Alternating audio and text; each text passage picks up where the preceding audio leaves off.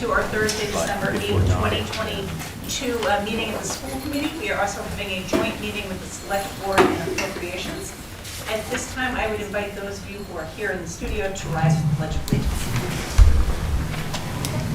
Allegiance. To the flag of the United States of America and to the republic for which it stands, one nation, under God, indivisible, with liberty and justice for all. Great, thank you. It's great to have such a nice crowd here tonight. Again, I know there are probably a number of people looking to make public comments. And before we do, I did distribute some copies of the public comment policy for anybody who has not made a public comment before. Just to give a quick little blurb, we do 3 minutes per speaker for a maximum of 15 minutes. We are trying to keep our meeting on track, so we have been trying to keep to that. Holly was nice enough to get us a new timer so that visually speakers can see how much time is left. I'm going to ask just before we start, is there anybody here who is not here to speak about the budget? Okay. So then I would invite, if somebody would like to come up and speak first, to come on up and please state your name. And just as a little bit of background, I always feel a little bit awkward, but we don't, just by policy, we don't engage back and forth with whoever speaks, but we do listen to it all, we take it in, and we keep that in our consideration. Welcome. So yes, so Holly is keeping track of each speaker's time, and Amanda will keep track of the overall time of the speakers. Hi, my name is Becca Date. I'm the president of the Hopkinton Teachers Association. And I'm hoping my computer is going to work correctly because I can't do this on my phone because I turned 50 this year. Good evening, members of the school committee, select board. Over the last few weeks, we've heard a lot about the proposed cuts to our occupational speech and physical therapists. But what should not be forgotten is that there are significant needs. Sorry. Reclaiming my time.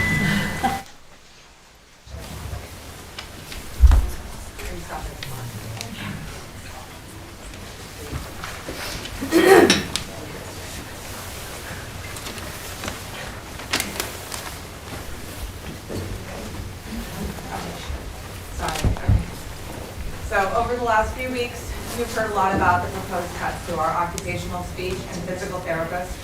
But what should not be forgotten is that there are significant needs as a whole throughout the district. We are asking for you to listen to teachers when they tell you what they need. Quite simply, we need help. The truth is, this job is harder than it has ever been. We have more students every year, and the needs of both general and special education students are greater than we've ever seen. Money spent for special education supports all students because when teachers are supported appropriately, they can do amazing things for our students. Right now, we are spread thin, we are burning out, and even the best intentions in the world aren't going to get you the results that you, our students, their parents, and their teachers want.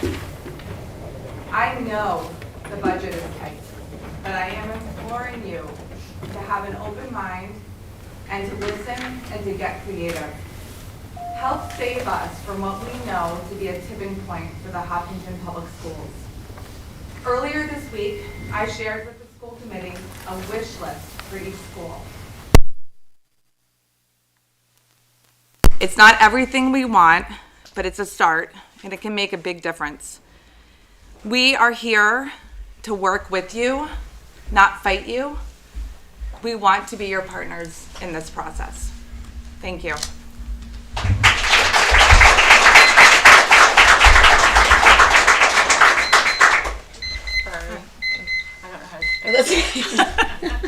Well, so Okay, much I'm for gonna you restart it. with the new job. Okay, everything's fine.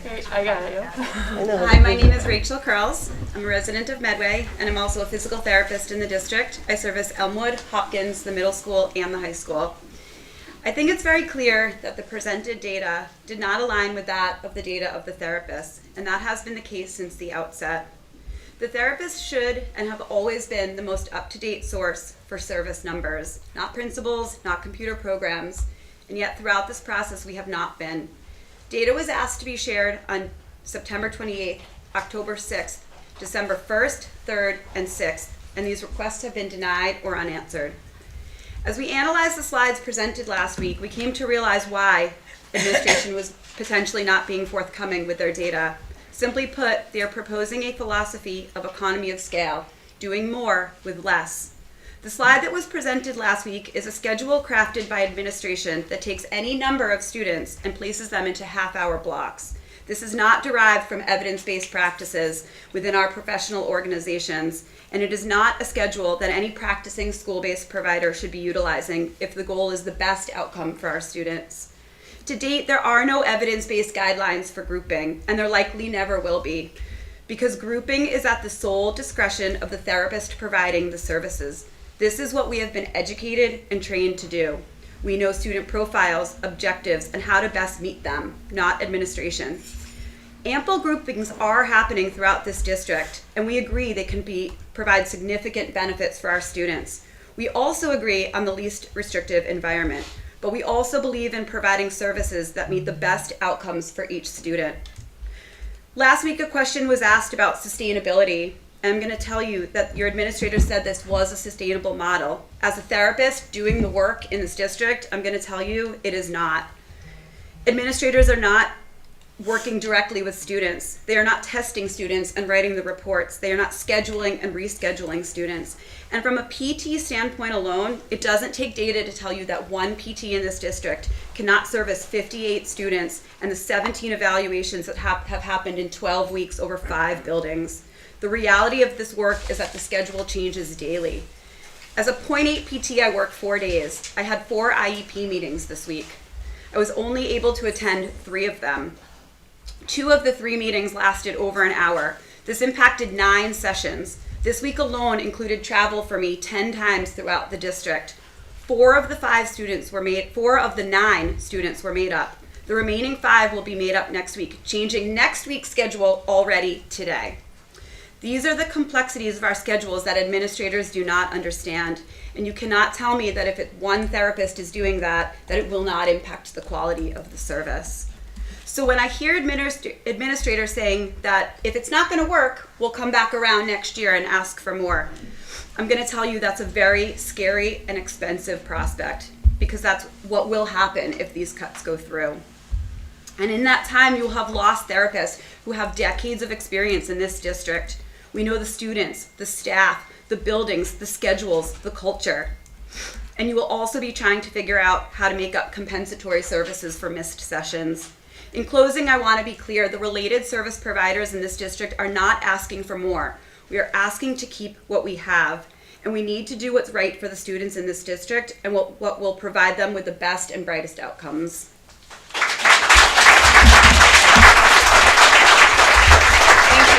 Thank you. Is there somebody else who would like to come up to speak? Welcome. My name is Christina Bedrosian. I'm a resident of Hopkinton with 2 children at HMS. I am deeply concerned about the proposed personnel cuts in student services. In my corporate experience, we always thought about costs, benefits, and risk before making a change.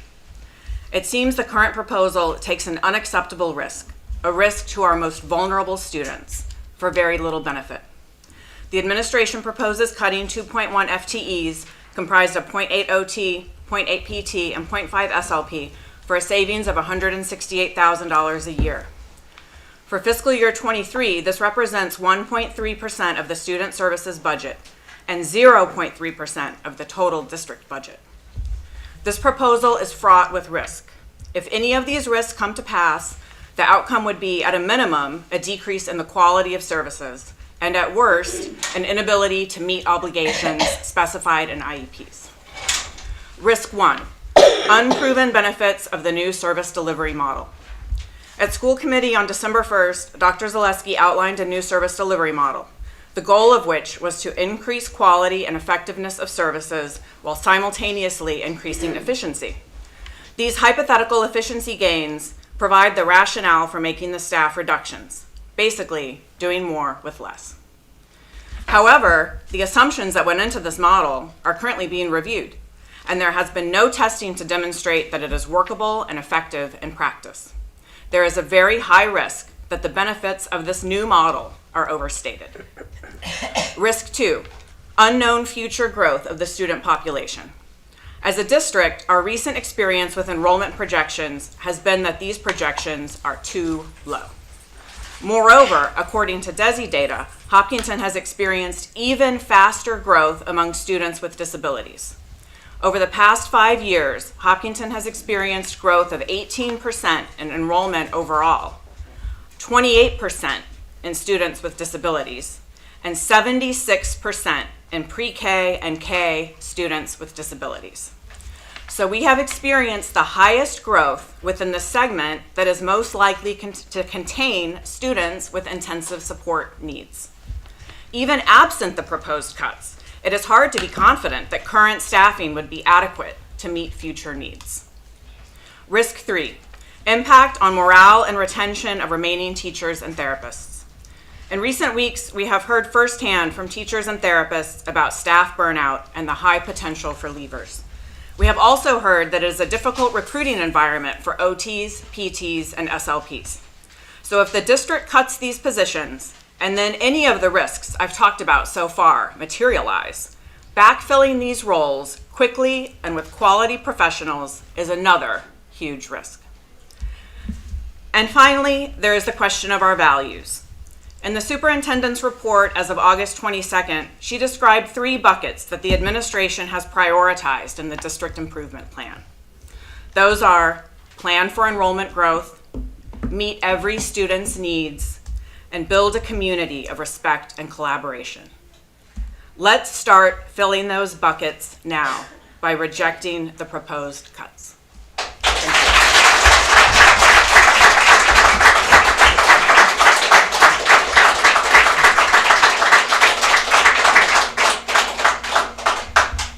Welcome.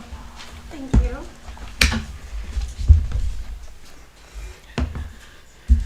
Hello. My name is Jamie Bronca. I am an occupational therapist with 17 years of clinical experience. I now teach in the OT department at Worcester State University. I have a nearly 7-year-old first grader and 4-year-old twins who will start kindergarten in the fall of 2023.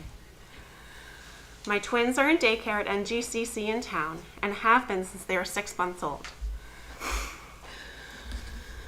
Over the summer, my son was diagnosed as autistic. He has been going through the process of evaluations with the OT, speech, and school psychologist from Marathon Elementary. He has loved every educator he has met.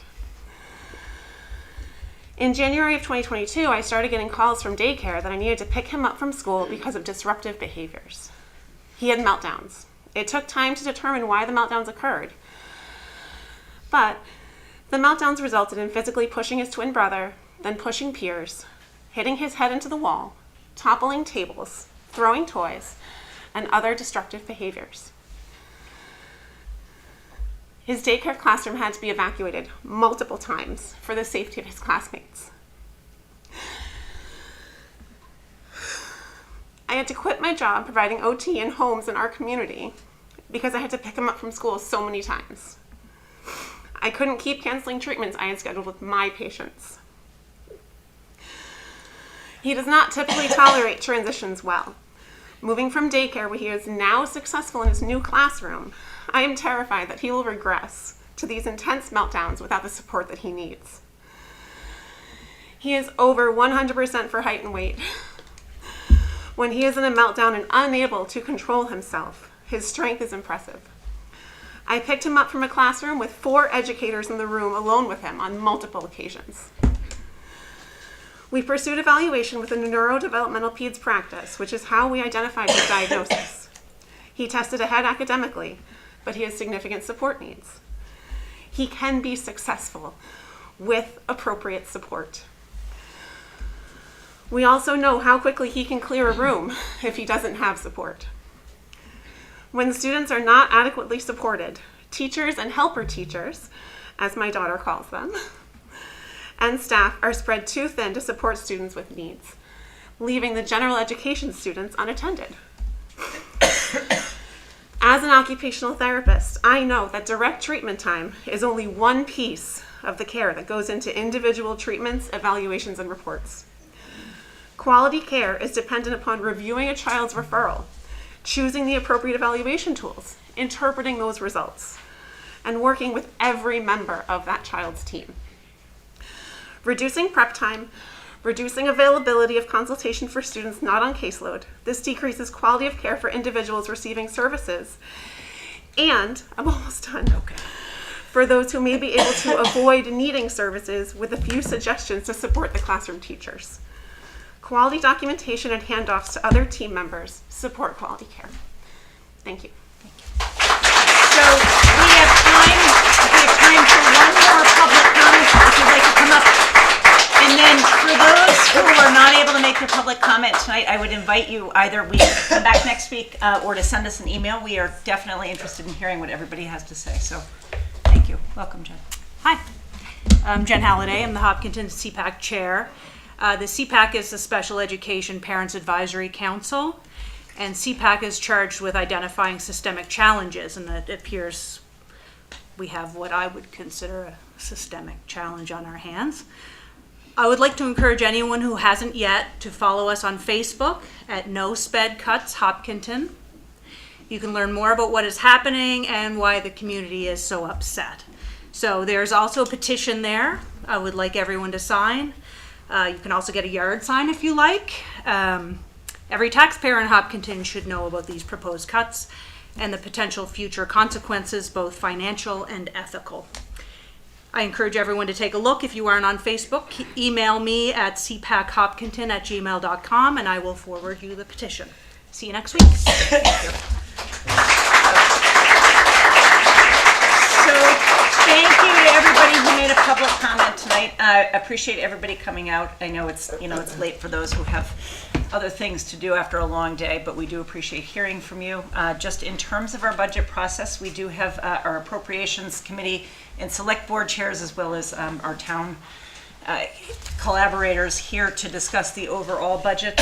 And just in terms of where we are with the school budget is a general piece. We'll talk with our town partners tonight and see where we are with that. We also are waiting until we're not going to have a budget recommendation tonight because we are waiting for Dr. Kavanaugh to have the opportunity to meet with the service providers. And so we are continuing to evolve. I know that there are changes that are going to be upcoming depending on how some of these conversations go. So thank you, and I would welcome the select board and appropriations to come up, and then Norman and Tim, if we can get you up here as well. Maybe we might need a few more chairs. Good.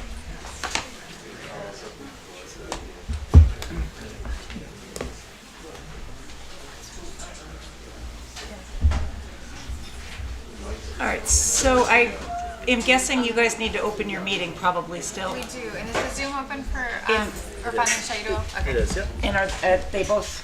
I only have Shadu on. Okay.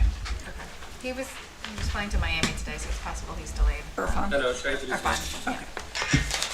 Okay, so this is I'm Amy Ritterbush. I'm calling the select board meeting to order for what's today? December 8th, 2022.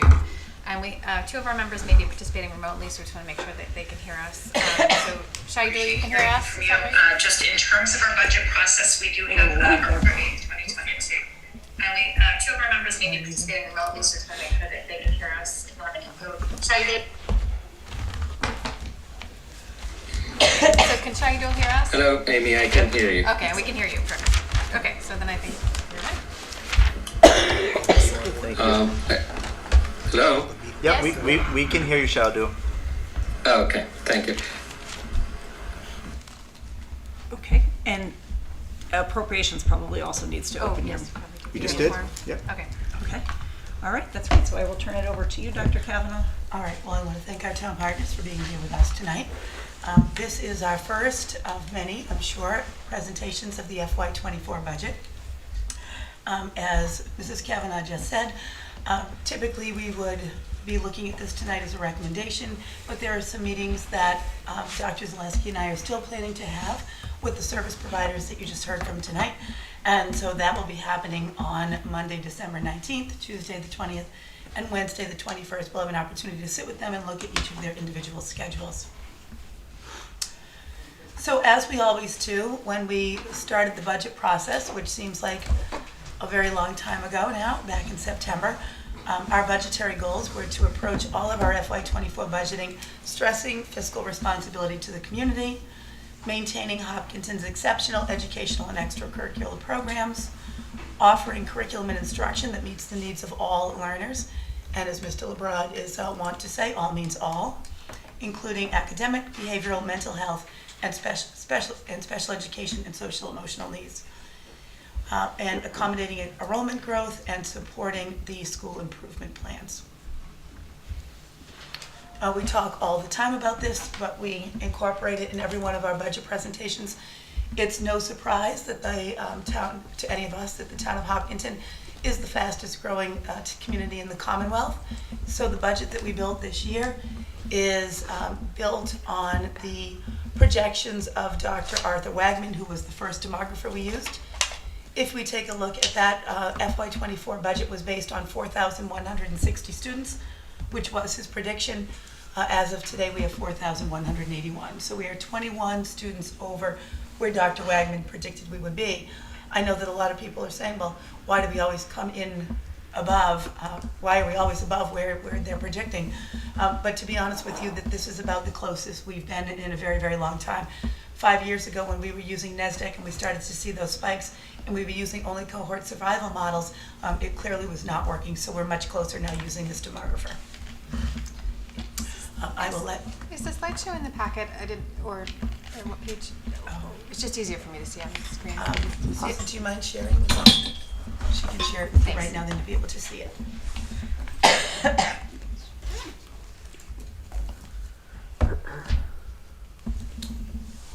I have your e-hop email. That's what pops up. You can do aritterbush@hopkintonma.gov. I'll do that. What's it? I'll say that to the board. Okay. You'll do that now? Yep. Norman, thank you. Thanks. I'm getting the incorrect email address. I apologize. Thank you, Dr. Kavanaugh. So as you can see, this is where we are today. The FY23 net operating budget was $55,522,000. At this time, our salary increases represent a $2.9 million increase. Our expense increase is $1.5 million, for a total increase of $4.5 million, leaving an operating budget potential request at $60 million. And this right now is at an 8.1%, which is above the guidance that was given to us from the select board and the town manager back in September. And just as a reminder, we use revolving accounts in addition to the general fund to offset the operating budget. So you can see from each of these, parking revolving is at $60,000, building use $150,000, bus fees at $350,000, preschool revolving, I apologize, that is $230,000, missing a digit. Athletic revolving at $350,000, international tuition at $400,000, and circuit breaker this year has gone up to $1,156,000. So the increased use really due to circuit breaker is $498,000. And again, just as a reminder, we also have the special education reserve of $1,094,000 that we would also need to have refunded for this budget cycle.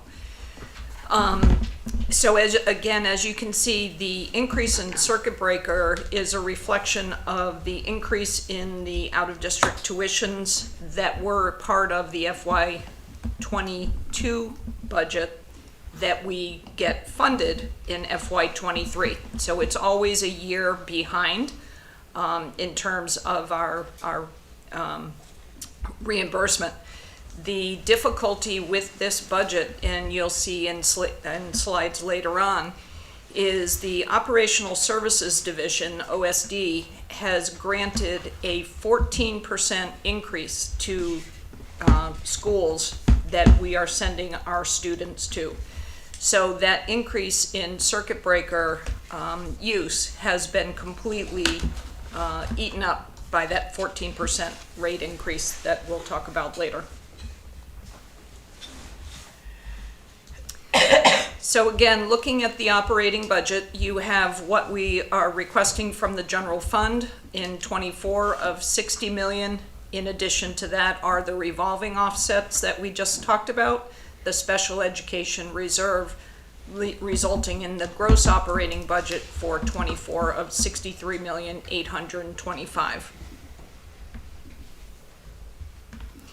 Just to give you an idea of what the budget looks like visually, the 79% of the operating budget is spent on regular education and student services. 7% on the buildings, facilities to keep them operating and open. 4.3% on your technology and infrastructure, and 3.9% for transportation. And the remaining very small pieces to the budget.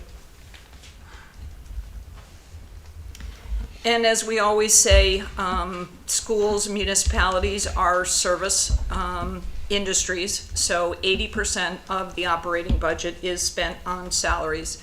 So you can see that breakdown.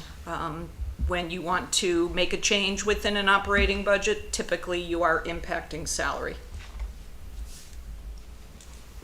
So focusing just on salaries, the salaries for '23, 45 million, contractual obligations of 1,831,000. FY24 staff requests represent 1,121,000 for total FY24 salaries of 48,046,000. So looking at that, breaking these down into buckets, if you will, to understand what is driving these increases. Again, you have the contractual increases of 1,831,000. Special education staff requests of 446,000. It's 7.7 FTEs. 2.6 of those FTEs were previously grant funded. From instructional cost and enrollment growth is 492,000, which represents 7.85 FTEs. Instructional program enhancements at 119,000, which is a 1 FTE.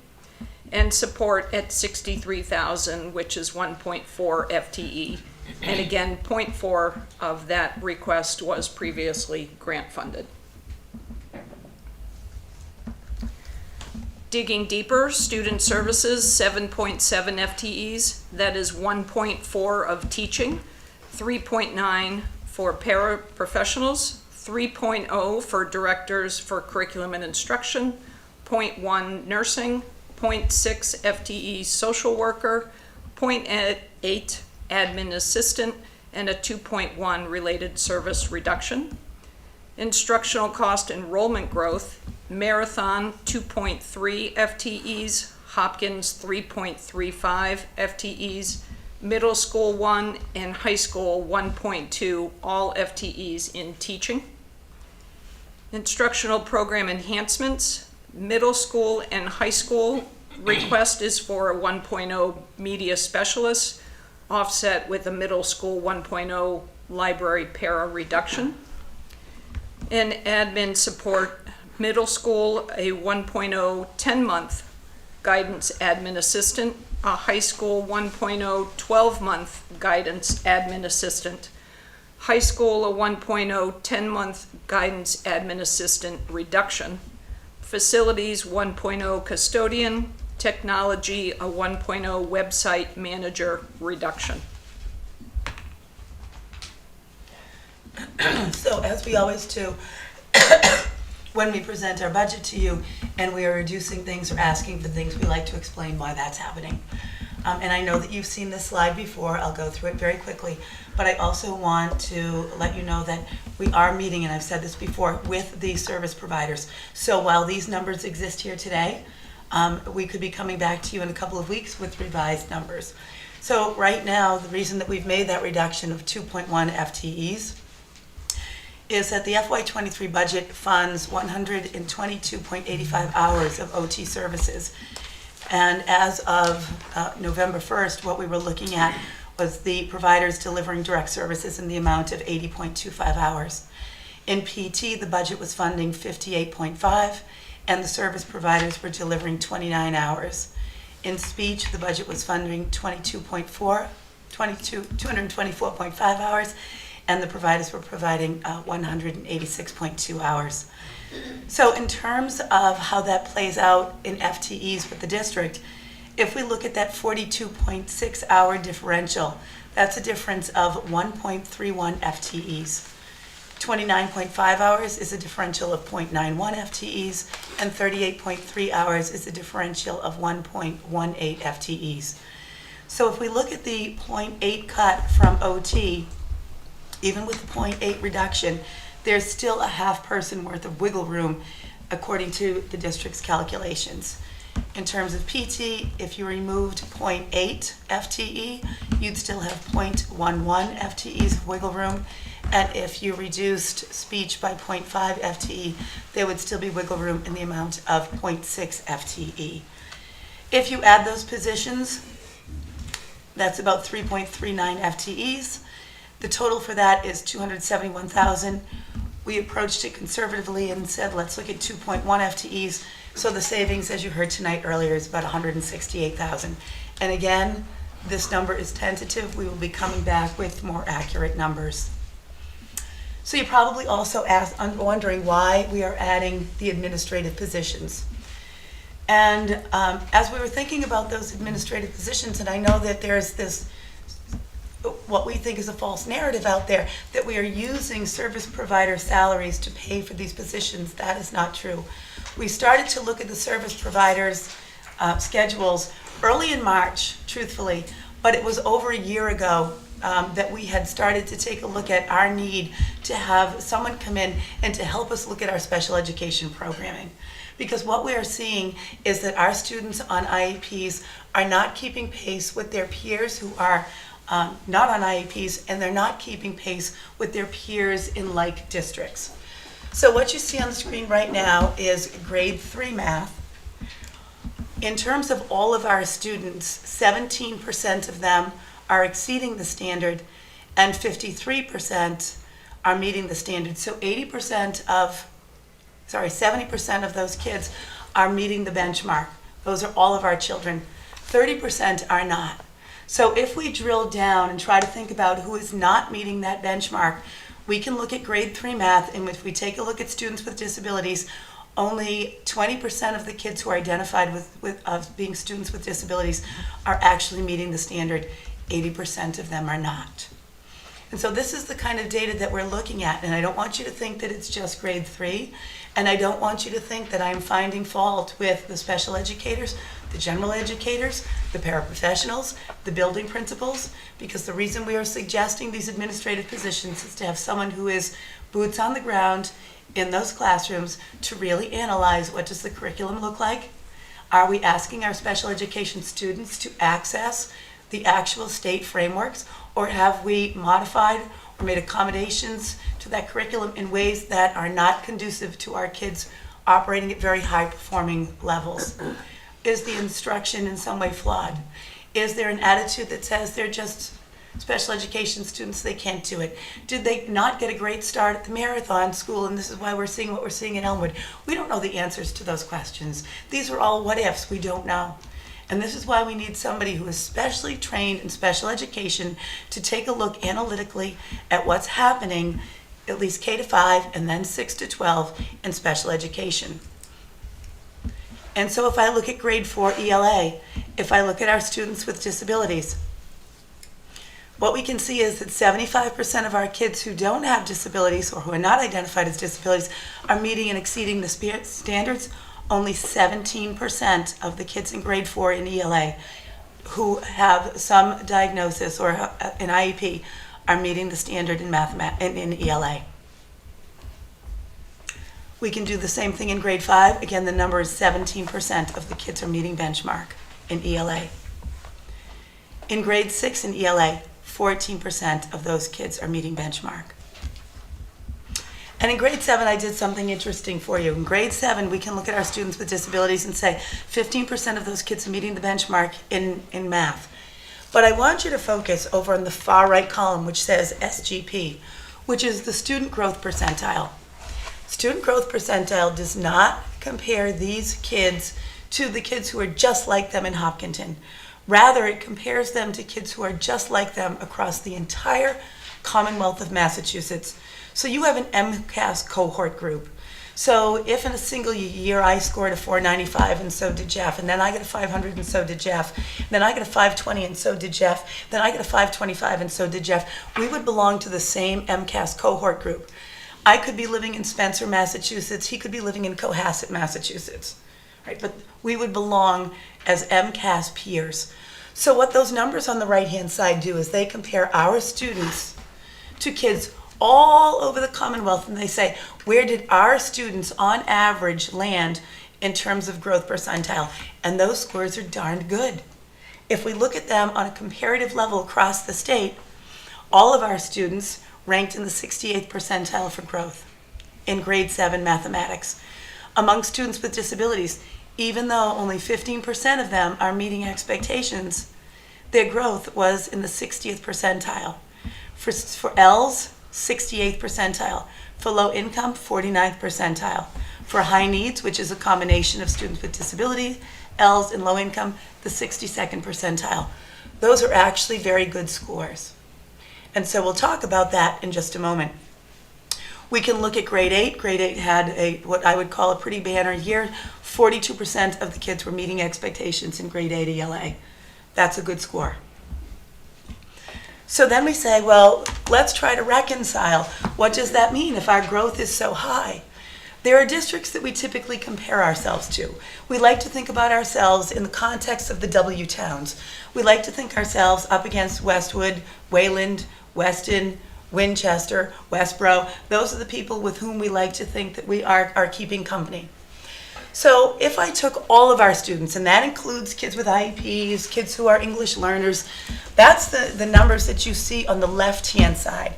And we have scores there for the years 2018, 19, not 20, because that was the spring of the pandemic, 21 and 22. And what you're going to see on the left-hand side when we compare ourselves to another district, and I arbitrarily chose some W's, and I did this for all grade levels, but I won't show you all grade levels.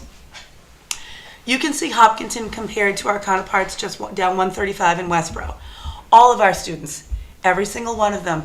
If we look at 2018, 76% of our kids were meeting or exceeding, and in Westboro, 78.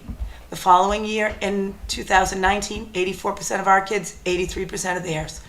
And I won't keep going with those numbers, but you can see those lines are hugging each other, which means that we are doing just as well as Westboro with all students, and Westboro is doing just as well as we are with all students. But if you go to the graph on the right, and you take a look at where our kids are, and they're the orange line, in 2018, 19, 21, and 22, those points on that graph indicate that our students with disabilities are not doing as well as the students are in the town of Westboro. I can look at grade 7 ELA, and this time we're comparing them to Wayland. And you can see that even though in 2018 grade 7 ELA wasn't as strong as Wayland, those other three dots, 19, 21, and 22, we are hugging the Wayland scores. We're doing great. But if we look at our kids who are over there in the students with disabilities column, once again, the black line belongs to Wayland, the orange line belongs to Hopkinton. And we fall down just a little bit. And we are not yet sure why that is. But if you go and you choose any of these towns in our grade levels and our students with disabilities, you're going to see that same phenomenon. Here we are taking a look at grade 8 ELA compared to Weston. Once again, on the left, the lines are hugging each other. Once again, on the right, they are not. I just showed you grade 8 and said 42% of our kids were meeting benchmark in grade 8 ELA for the spring. You can see we pop up above Weston there. That's a phenomenal thing. How do we get all of our kids into that place where we're back into that competitive space with those towns that we want to be competitive with? And then if you look at our high school scores, you're not going to see scores for 2018 18 because there was no new MCAS in 18. You will see them for 2019. In 2019, Winchester and Hopkinton, all students hugging the line. If you take a look at 2019, we were lower than Winchester. In 2021 and 22, Hopkinton High School exceeded the Winchester scores marginally, so that's a very good sign there. So I've gone a very long way to talk about why I think we need those administrative positions. Are we going to need them into perpetuity? I don't know. But what I do know is that we need somebody in there now to do this analysis work and to get into those classrooms and to take this data and drill down and to think about curriculum, instruction, and assessment. And we have not just done this with this data, but we have had a couple of consultants who have come in to say that the instructional model that they saw when they did an ELA audit in grades 6 to 8 wasn't what they wanted to see. And then we had somebody else come in and look at K to 5, and our K to 3 recommendation was specially designed instruction. And that's what we need to start doing, and we need someone to help us get to that place. You will hear from people that staffing is the problem, that we just don't have enough teachers. But what you're seeing on the screen now is a bar graph. And that bar graph is showing Hopkinton in comparison to Weston, Wayland, Holliston, Ashland, Westwood, Winchester, Belmont, Medfield, Westboro, Sharon, and the state of Massachusetts. And so if these communities have reported these correctly, and I think that they probably have, you can see that Hopkinton has about 9 special educators for every 100 kids with a disability. In Wayland, it's 9.7. In Westboro, it's 10.4. In Weston, it's 7.2. In Belmont, it's 7.1. So we're the 3rd district in that lineup.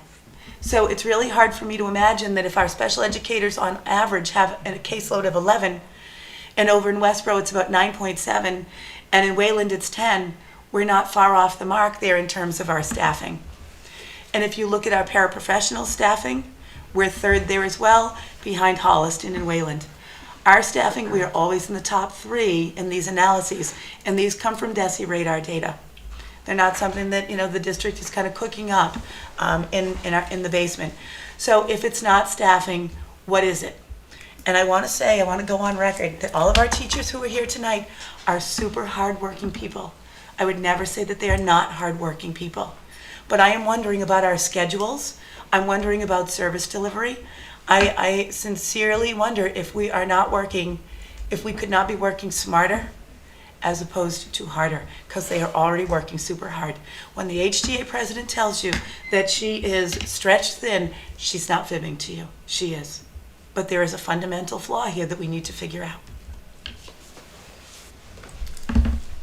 Okay, going back to the operational side, from the expense side, our expense increase for FY24 is $1,558,000. Sorry. It's okay.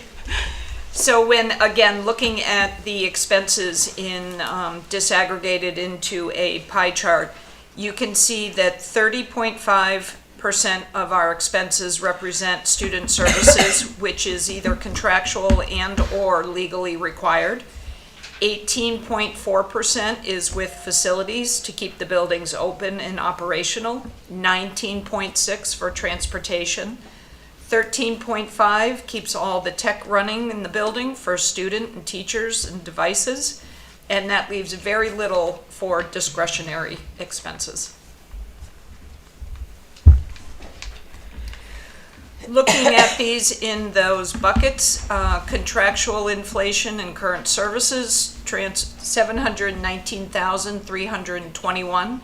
That represents transportation, utilities, regular education, athletics, and technology. Student services, an increase of $669,000, representing transportation, out-of-district tuition. Instructional cost and enrollment growth replacement cycles, increase of $190,000, which is transportation and technology. And administrative support is actually a decrease of $20,000. Looking at these further, the contractual increases, transportation, $255,000. This is the estimate for a new contract. Our current contract ends in June. Utilities, as everyone has heard, we have new electric and gas rates which went up significantly.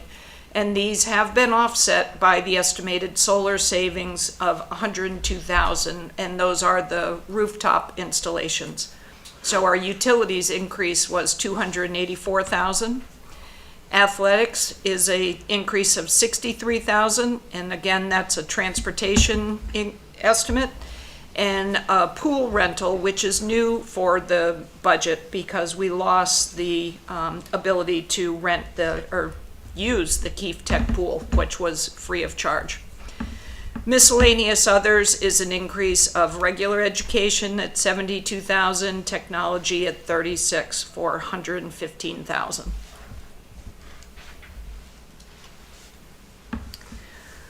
Looking at student services, increase of $669,000. $615,000 is transportation. $49,000 is tuitions, which is that 14% rate increase. Without that 14% rate increase, our tuitions actually would have decreased. And there were miscellaneous other increases, and again, that's offset by the use of circuit breaker. Instructional cost, enrollment growth, we are adding one additional bus for $81,000, and our technology lease renewals at $109,000, total increase of $190,000.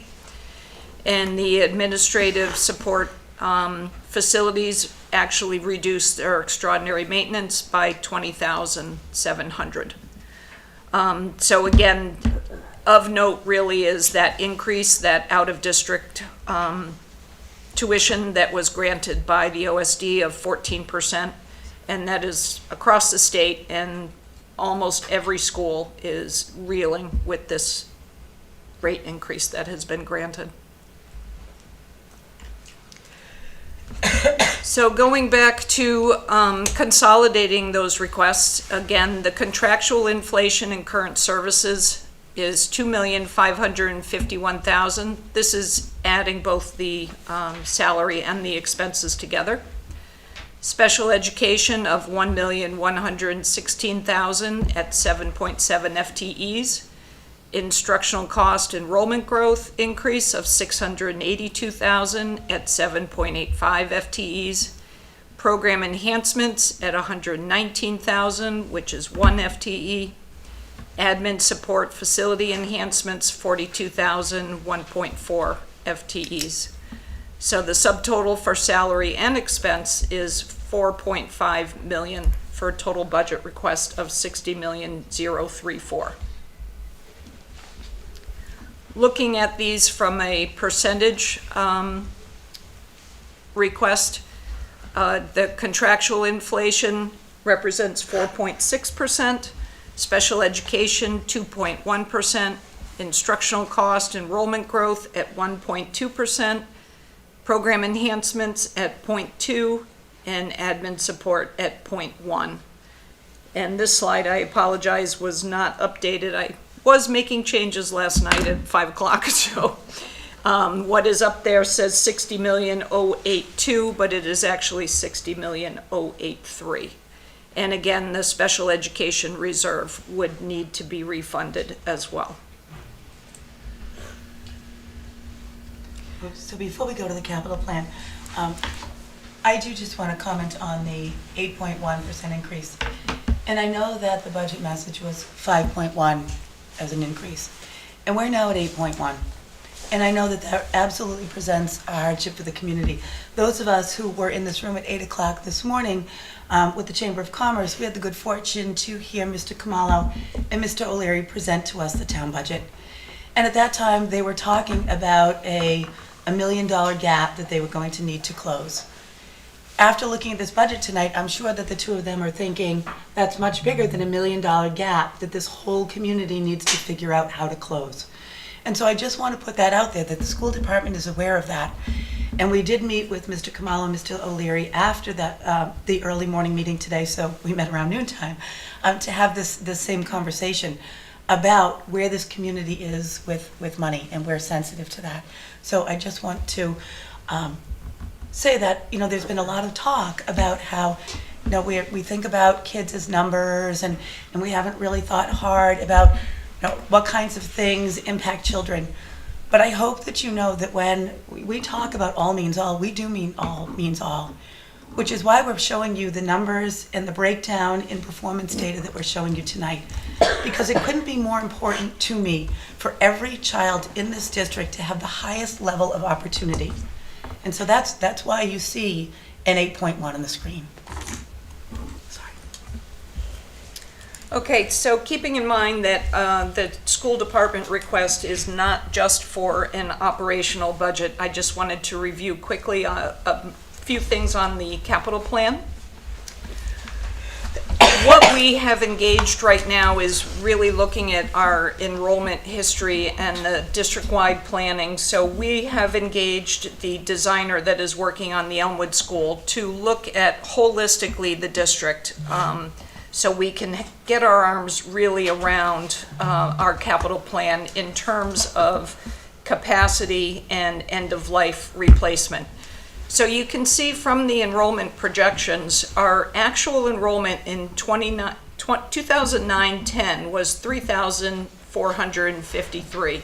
Our projected enrollment for fiscal year 2030 is 4,732. That's an increase of 1,279 students. So that is what we are trying to handle both operationally and within our facilities. And we've talked a lot about the Elmwood project, and you'll hear a lot more about that in the coming days, months. But really what we need to focus on is the Elmwood School is really an end-of-life replacement. It was built in 1965, and there have been additions in 1989. So between it being an end-of-life replacement and that growth in students, it's something that we need to look at where we're going. So the other piece of the discussion that you'll hear about the Elmwood School and really this district-wide capacity study is how do we handle this and how do we look at what our potential is. So this graph was, again, put together by Perkins Eastman. The top piece of the graph shows our current grade configuration and then the projected enrollment. So you can see that increase of 22.2% in students, looking at it from fiscal year 23 to 32. Looking at our current grade configuration, if we leave, and what that growth would be, if you leave your grade configuration as is, the Elmwood project would address 16.2% of that increase, 148 students of that 916 that you see above. If we have an opportunity to build a 2-3-4 school, then that could address 83.8% of that increase, or 768 students.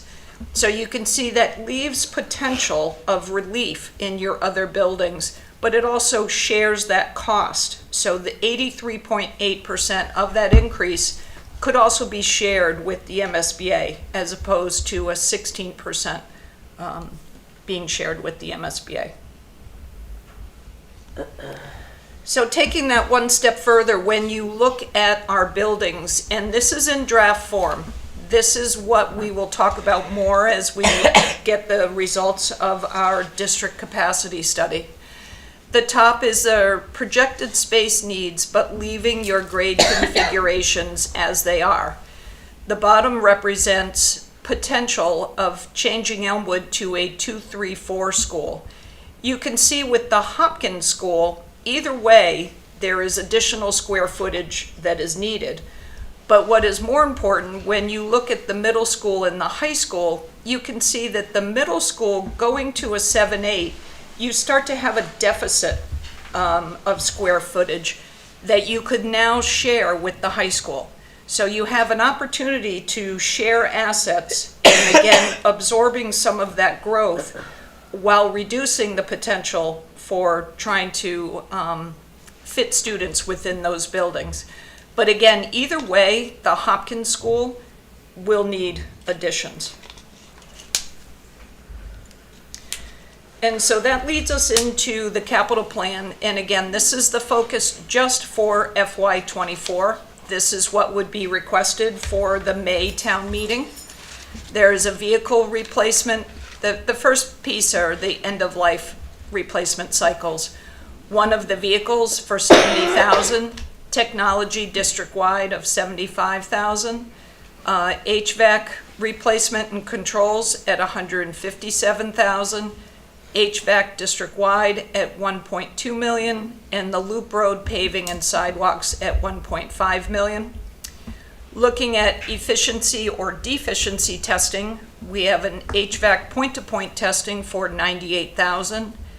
And then enrollment growth, the marathon playground at $1 million, the high school track and field 3. This has been revised, and we'll talk to the school committee about this later in tonight's meeting. This has been revised to request design and engineering only in May, but as a reminder, the track actually is an end-of-life replacement. And the Hopkins School addition, and this is why I showed that slide earlier, either way, we need to do something to add capacity to the Hopkins School. So in May, we'll be looking for $3 million, which would be design and engineering for the Hopkins School. And that's the second piece. Thank you. So do we want to start with the school committee? I know we've seen a lot of this information before, so we might be a little bit ahead on our ability to ask questions. Anybody want to? Does anybody have questions? I just have a comment. And we've seen this before, and thank you for sharing it again. And I just wanted to thank you for bringing forward the MCAS results, because I think there's a story there. When we heard the MCAS report out earlier, I had asked for the subgroup reports, because that's really where the key information lies. And for anyone who's interested in the community, that information is available on DESE's website. So if people want to dig further and sort of see the data that Dr. Kavanaugh shared, it is available to the community, and it does raise some red flags for us in terms of figuring out how to adequately and successfly serve all of our students, because there's clearly a group that is falling behind. So just want to thank you for sharing that. Thank you. Just stop for a second. We never did get the slideshow. It's really hard to see from this distance. It says access denied, like it's not shared with us. It's just so much easier if I can see it on the screen. Just to change the permission so they can see it, I guess, is the issue. Okay, so Impossible to I see on the screen. was thinking about this earlier today, like our per pupil expenditures over the past couple of years have been kind of flat. I noticed there was like a $1,000 increase between 20 and 21. I did like kind of really quick math, and it seems like actually we have gone down on per pupil expenditures with this budget, because we're having such a high prediction of growth, and kind of a budget that has to take 3% just for contractual obligations, and then we kind of have 2.1%, but really it came out to be more than that. I'm interested to know, are we concerned about it? Because it seems like, you know, we're with my like probably very quick and maybe not totally accurate calculation, it's about 13,000 per student. In 2021, it was around 16,000. In 2020, it was around 15,000. So do we think that there's a point at which, by just kind of, you know, keeping what we have but not adding, that there's going to be a point at which we're going to see that reflected in outcomes? Like, do you feel, I know that, you know, we are given a budget, we have to stick within the budget. My concern moving forward is, how do we feel about these per pupil expenditures? Are like routinely in the lower quartile of the state for that. And obviously we have done quite well with outcomes, but for somebody sitting here that's kind of, I don't particularly usually look up that stuff, but as a, you know, to try to be as prepared as possible. Do we feel concerned either as a board or as people creating these budgets, that, we're kind of just trying to keep everybody afloat. Well, one of the things that I will always say is that I'm a person who loves to go on the Jessie website and look at the per pupils. Yeah. If you think about the percent increase to our budget last year, Right. and it would include the $1,094,000 because that was outside of our budget, our increase was lower last year. Yeah. So that when we look back at the FY23 per pupil expenditures, we're not going to be high. But if we think about an 8.1% increase, and at this point, this is just a where we are right now in terms of budgeting, that might alter your per pupil expenditure, because just in conversations with my superintendent peers, it's a hard year, and it's a hard year for people because of things like the 14% out of district, the energy costs, transportation is through the roof. Yeah, that's kind of my point, is that we are trying to do like what we usually do, provide excellent academic outcomes and achievement. But we're seeing like this year in particular, we're going to be doing it with less for each of our students. And I think that's interesting because we are at 8.1%. I wonder what that would have looked like at 5.1%. Yes, and I do also think that, the budget isn't, sort of a straight line, so to speak. Right. So, if you've got, let's just take third grade at Elmwood, and you've got 19 students in every class, and then you decide that you've got 30 more kids, now those class sizes go up to 21. Right. But you've absorbed them and it hasn't cost you a penny. Right. My salary didn't go up, Jeff's didn't, Susan's didn't, the teachers Right. didn't. But yours didn't either. No, none of yours went up either. But eventually what will happen is then we say, oh gosh, now we need 2 third grade teachers, or now we need a whole school. Yeah. You know what I mean? So when the costs go up, they don't go up like this, they go like this and then like this. Right. And I think we're going like this right now. Yeah, that was kind of, when I was thinking about this budget, I was like, this is interesting because we're not accounting for inflation anywhere, right? Really. We're not accounting for additional needs from the pandemic. We're not accounting for all these different things that would make our per pupil expenditure need to go up. So I'm just interested in how this will look next year, how this will look in 5 years. Yes. If we're kind of just putting Band-Aids and plugging holes, right? Right. So.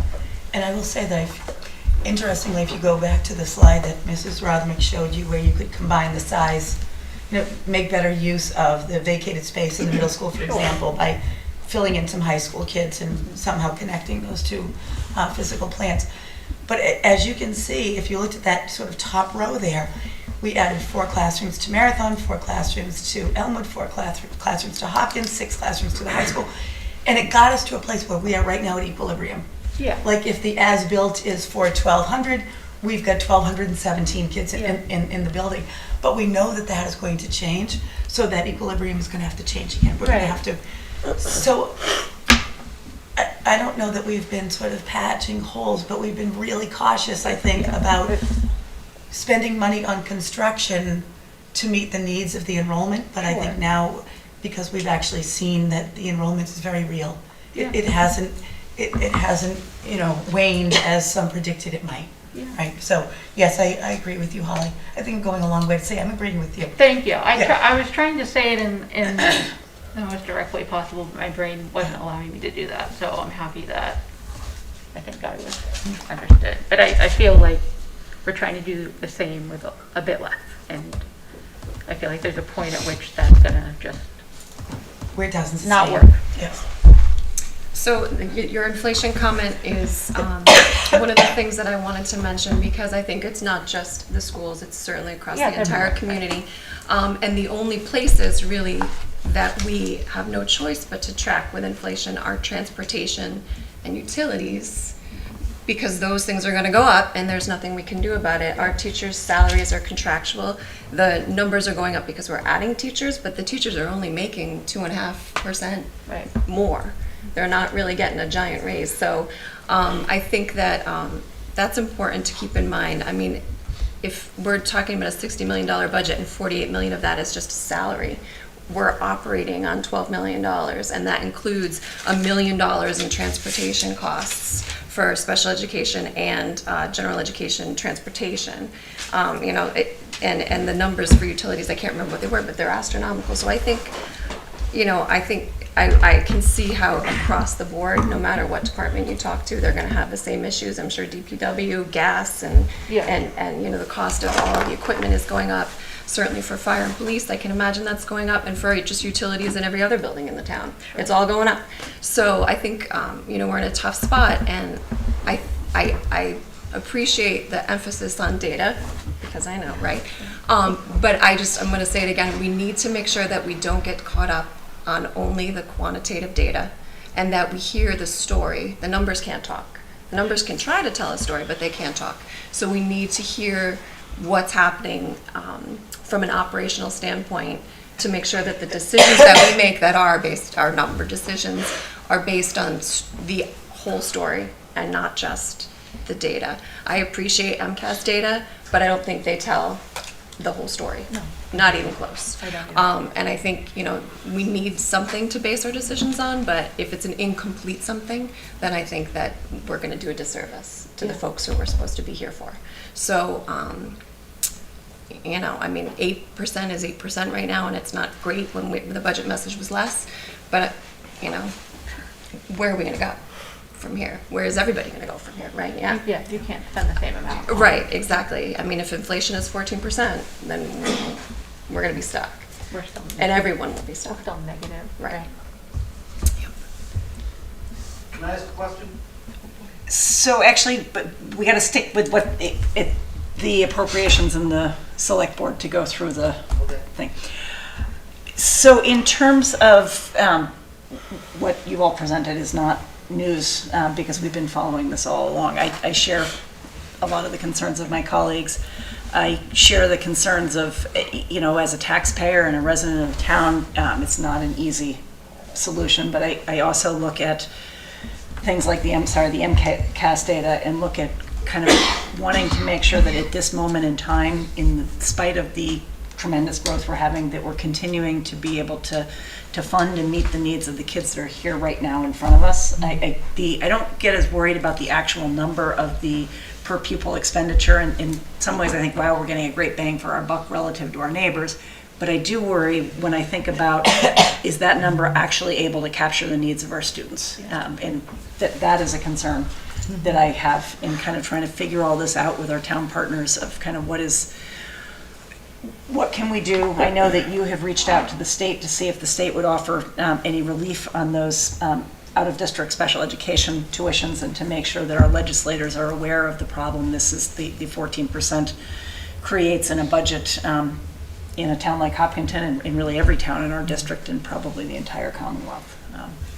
So I would also like to ask if the select board and the appropriations, if you guys want to start with the select board or appropriations? Who wants to start? Can I ask a global question of our professional staff? What does that do to the $1 million that we talked about this morning? Yes, ma'am. Through the chair, it takes the $1 million to $2.8 million. So it's a $2 million. Takes it to $3 million. This morning we talked about $1 million. This delta makes it 2.8. That's helpful. Sorry. Yeah. I do have questions, but you go ahead. Oh, okay. So I think you can go ahead. I'm still sure? processing all that if you're ready. My question is to Tim too. I'm sorry. That's Go okay. ahead. I don't have to go first. Well, just as of this morning, if we got everything that's been presented to us from every department, did I hear you right and say it would be a $4,000 increase to the average tax bill? So that was, Madam Chair, that was talk about the capital plan, the 5-year capital plan. So we have a couple things to talk about. We have to talk about the 24 operating budget. We have to talk about the 24 capital budget. And then we want to be informed by what we now think we know about the 24 through 28 capital budget, which is where the large capital items all roll in and could have an impact in that range. On an average taxpayer with an $11,910 tax bill and a $753,000 house. And just to clarify, people were reading it online and thinking it would be increasing 3,000 per year, but that's, you're saying in 5 years? Peak year. In the peak year. In the peak year, if the plan was executed as designed, and I have a graph, if there's an interest in seeing it, that Susan has, in the peak year, it would be that kind of an increase, and then it would tail off. But then, of course, we always layer on new debt every year for sweepers and dump trucks and, you know, other new projects as needed. So this wouldn't be the end, but it would start to tail off after the peak year. Okay. But just for clarification, to follow up on what she said, it would not be we're going to go up 4,000 next year, and the next year another 4, so we've actually gone up 8,000 and then another 4 the following. No, it'd go up slowly till it hit 4,000. So it'd go, say, from 12 to 16,000. Yep. And then it would start to tail off unless we add more new expensive projects that make that kind of level of debt the new normal. Okay, because online people were confused that it might be 3,000 every year. So, okay. If you go to the next slide, Susan, that's the graph there that shows. I just want to make sure people at home. Norman here is in his office, far away. So this 3-line graph shows it's a very simple depiction of a very complex situation where that entire 5-year plan gets implemented, $297 million in new spending.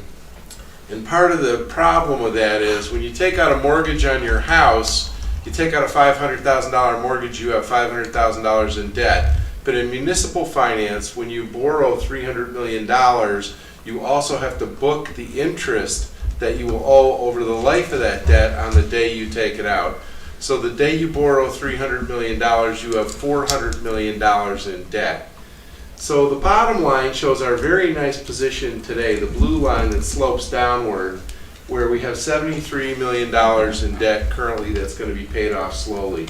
And the top line, what's mostly the top line, that gold line, is our debt limit. And that's set in law at 5% of the assessed valuation of the town. The town is currently valued at $5.5 billion, so our debt limit today is $275 million.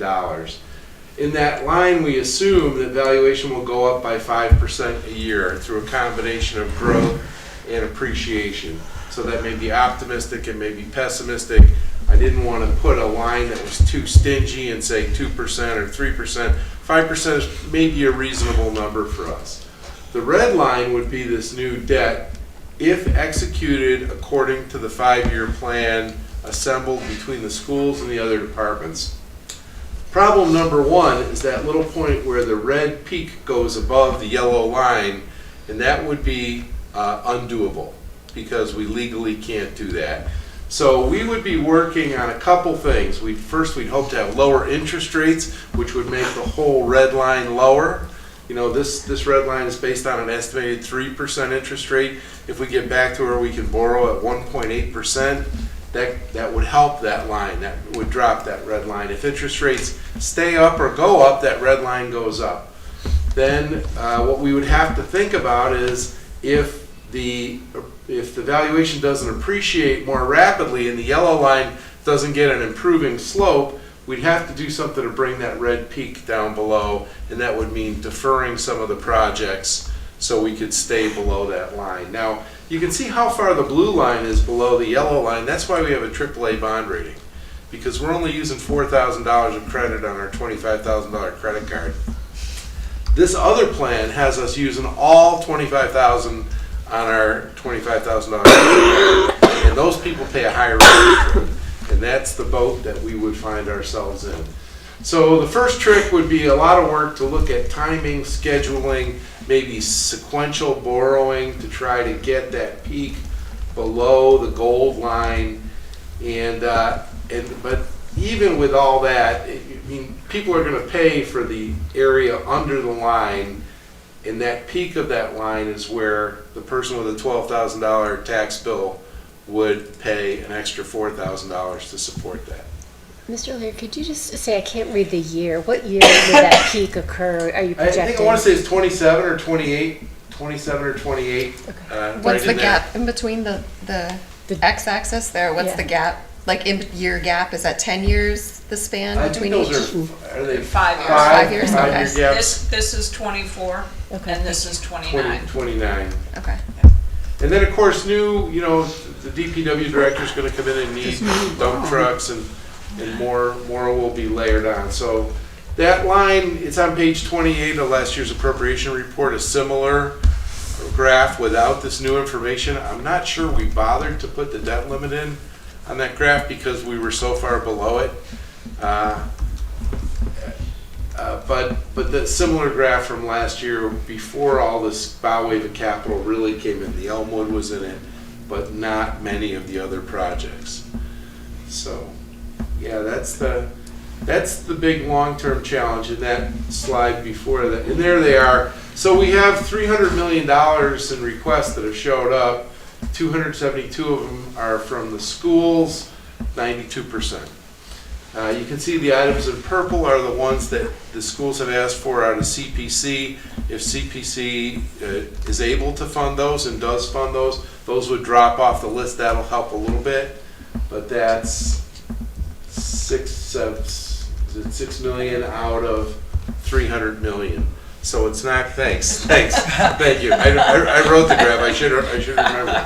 So there are things that can help, lower interest rates can help, stretching out some of the timing, the 80 million at the middle school, that could be pushed out. I'm not saying it could be, I'm saying if it were to be, that could help change the shape of the curve. There's things we can do professionally to try to address the technical problems. Inevitably, we're going to pay higher interest when we start borrowing this kind of money. And we can maybe solve the debt limit issue. The affordability issue is the issue for the community to make a value judgment about. And if you can go back or up one more slide, this is the little tax impact slide that we always like to give, tax impact of everything. So our brand new average house is $753,300, and then I added lines above and below that for a house that's 25% more valuable and 25% less valuable in terms of the assessment. And that top batch of data is for 2% interest, and the bottom batch is for 4%. So you can see what the sensitivity is a little bit there to the interest rates. And then we might as well just look out to the right-hand column that talks about 100 million in borrowing. So 725 if we get low interest rates, 993 if we get high interest rates, and then the timing would affect what the peak impact is. There's a lot of variables, and it's hard to come up with a number, a point estimate for something with so many variables. But this is not a bad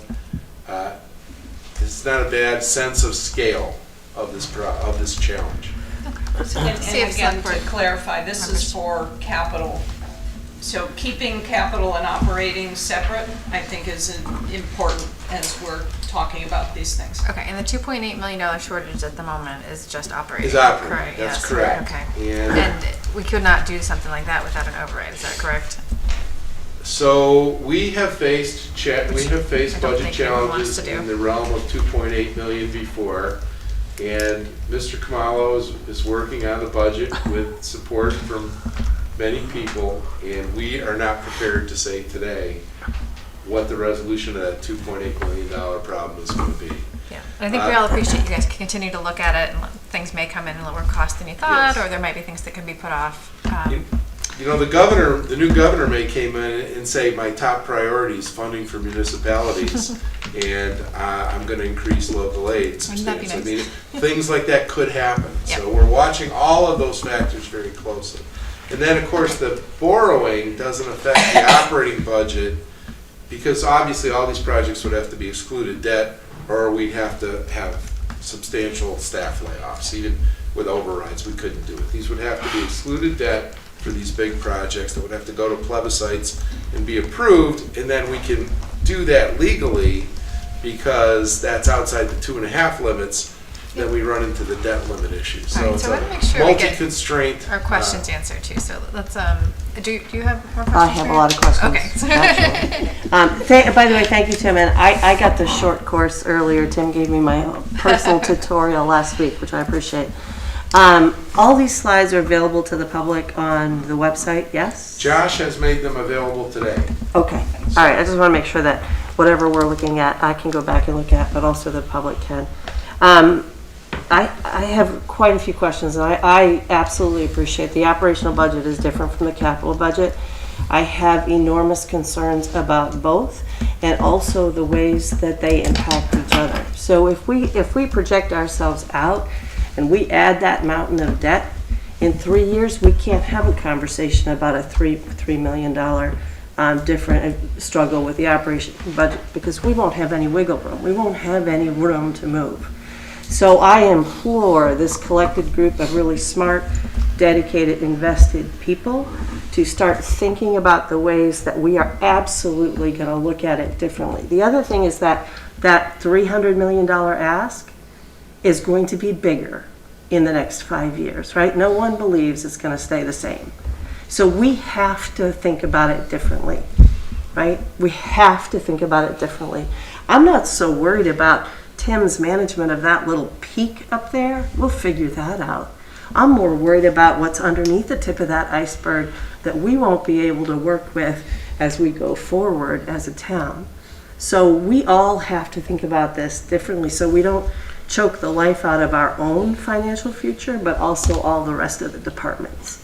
So that's my first point, is that we have a real challenge in front of us and we have to start thinking differently. We can't talk about a $300 million borrowing in the next 5 years and expect to survive that financially. We have to talk about it differently. So to the operating budget, one of the things you mentioned, Dr. Kavanaugh, that you are going to be speaking to the professionals, Sure. and Yes. I absolutely appreciate that that is going to happen. I wonder if you will also talk to a cohort of parents to make sure you get firsthand feedback from a cohort of parents who are involved. You can actually hear it. I have children who have benefited from special education in this school system.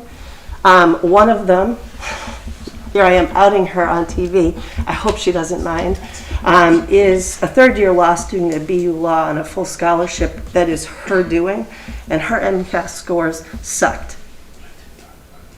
Right? It is not a measure of the kid that's in front of you. And I will also tell you that her success in the Hopkinton school system had nothing to do with administrators, particularly hands-on teaching and investment. It's the people that she interacted with in the classrooms that knew her and helped her develop and helped her build her confidence, even though she was not competing academically with her peers, with her W-Town peers, with anybody peers, right? But she was helped and guided and was able to progress in meaningful ways because of the people that are in the classroom, right? Full stop. So I don't know what directors you are planning to pull in, but I am going to be a hard sell personally to believe that directors can do the job that teachers and practitioners and providers in the classrooms can't do. I would rather invest just globally. I mean, I'm open to hearing how it goes, but I am much more easily convinced that people in the classrooms working with those kiddos are the ones that are going to make the real difference for each individual special needs kid in particular, but all kids, right? So I really, I'm interested to hear that you had consultants in. Really would like to know what practical solutions they suggested, and did they suggest that we add 3 layers of I don't know who your professionals are that you're thinking about adding, but I think that's an important conversation and a hard sell to make. So I think I have made my pitch about the capital plan. Scares me, and I know that we can do it technically. We have some of the best people in the business. I'm looking at 2 of them, right? We can do it technically, but can we really financially survive and thrive? And not just here at the school department, not just educating, but all of our departments. tonight. We need a plan that works for everybody and probably doesn't add a mountain of debt in the next 5 years. I mean, I don't think that that's tenable. The only other thing that I would ask is I know that we are trotting down the path towards a replacement at Elmwood, and nobody has to convince me that Elmwood has probably served its purpose, right?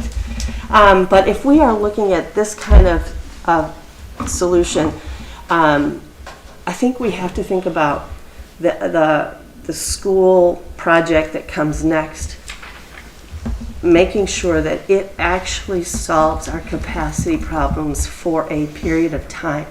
And I haven't heard that the Elmwood replacement does that. I've heard that the Elmwood replacement just comes first, and then another big construction project comes next.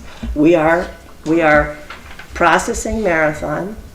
We got Elmwood coming, and if there's more construction coming, I really think we have to talk about aggressively handling our capacity problem with our next school project.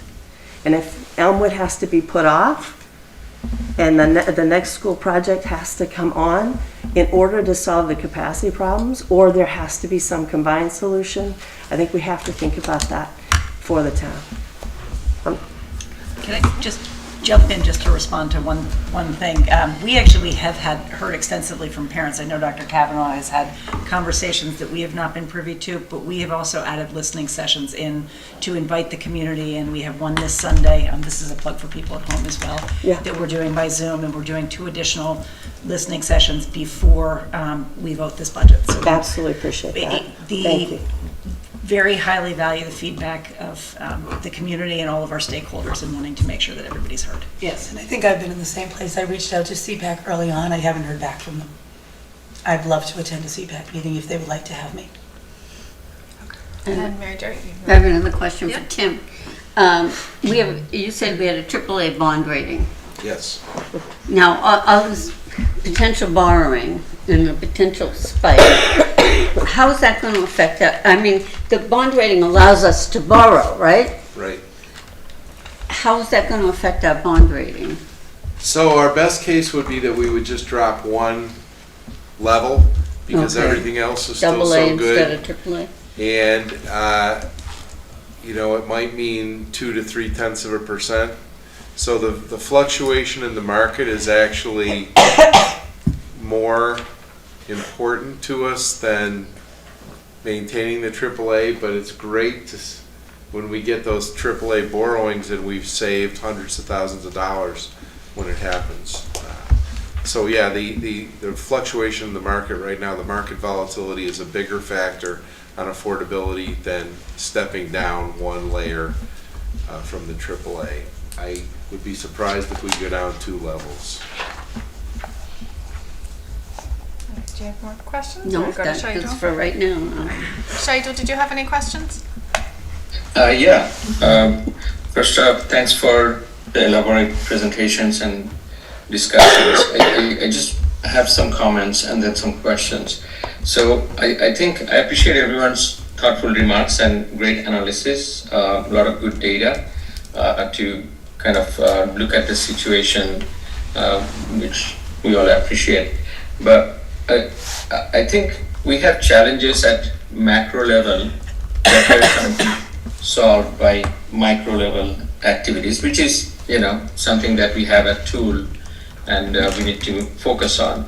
But it's been a difficult year and it's looking difficult on the economic sector. We're having inflations, we're having all kind of price raise from energy to negotiations through education cost that we just all those are impacting it, and it's not only here, every town and organization and business across the nation and globe. And we have a unique Eversource problem, of course, that's also contributing to our year-to-year revenue challenges. And we also have, in my view, this is a situation where we are in because of the result of kind of incremental growth management and pent-up demand and investment that we really need to meet our growth that's been happening for almost a decade now and also forecasting to continue. So all this combined, we have this situation both at macro level where we are looking at major investments to keep up the quality, the service, the growth, and also at micro level where we are seeing price increases and we are trying to solve it with the OPEX budget, which is the right thing to do. And I'm not a I told you so guy, but it kind of keeps ringing in the head, and focus on moving forward, focus on the solution, and that's what we are all trying to do, and I fully appreciate that. And on the silver lines, I think we have our great schools, and which is not only we are proud of, and we are getting great education at a great price for our kids, but it's also creating a wonderful value system. I just want to refresh that as well and recognize that as well for our town, where great schools are attracting great neighbors and helping us keeping up our real estate value, which is generating revenue, which is paying our bills and budget. So we do want to make sure that's also on the radar, that these are all connected in our ecosystem. And we already have seen that this year alone. I think we had some surprise revenue too, which is also a silver line that Tim had showed on the other budget line items.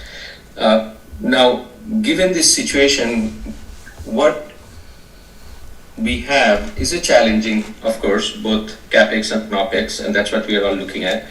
And given the silver lines, a lot of good things happening, it's a solvable problem, but we also want to make sure we solve it in a way that's optimal for our services, our quality of life, and also doesn't hit our budget red lines, doesn't hit our pocket with tremendous stress.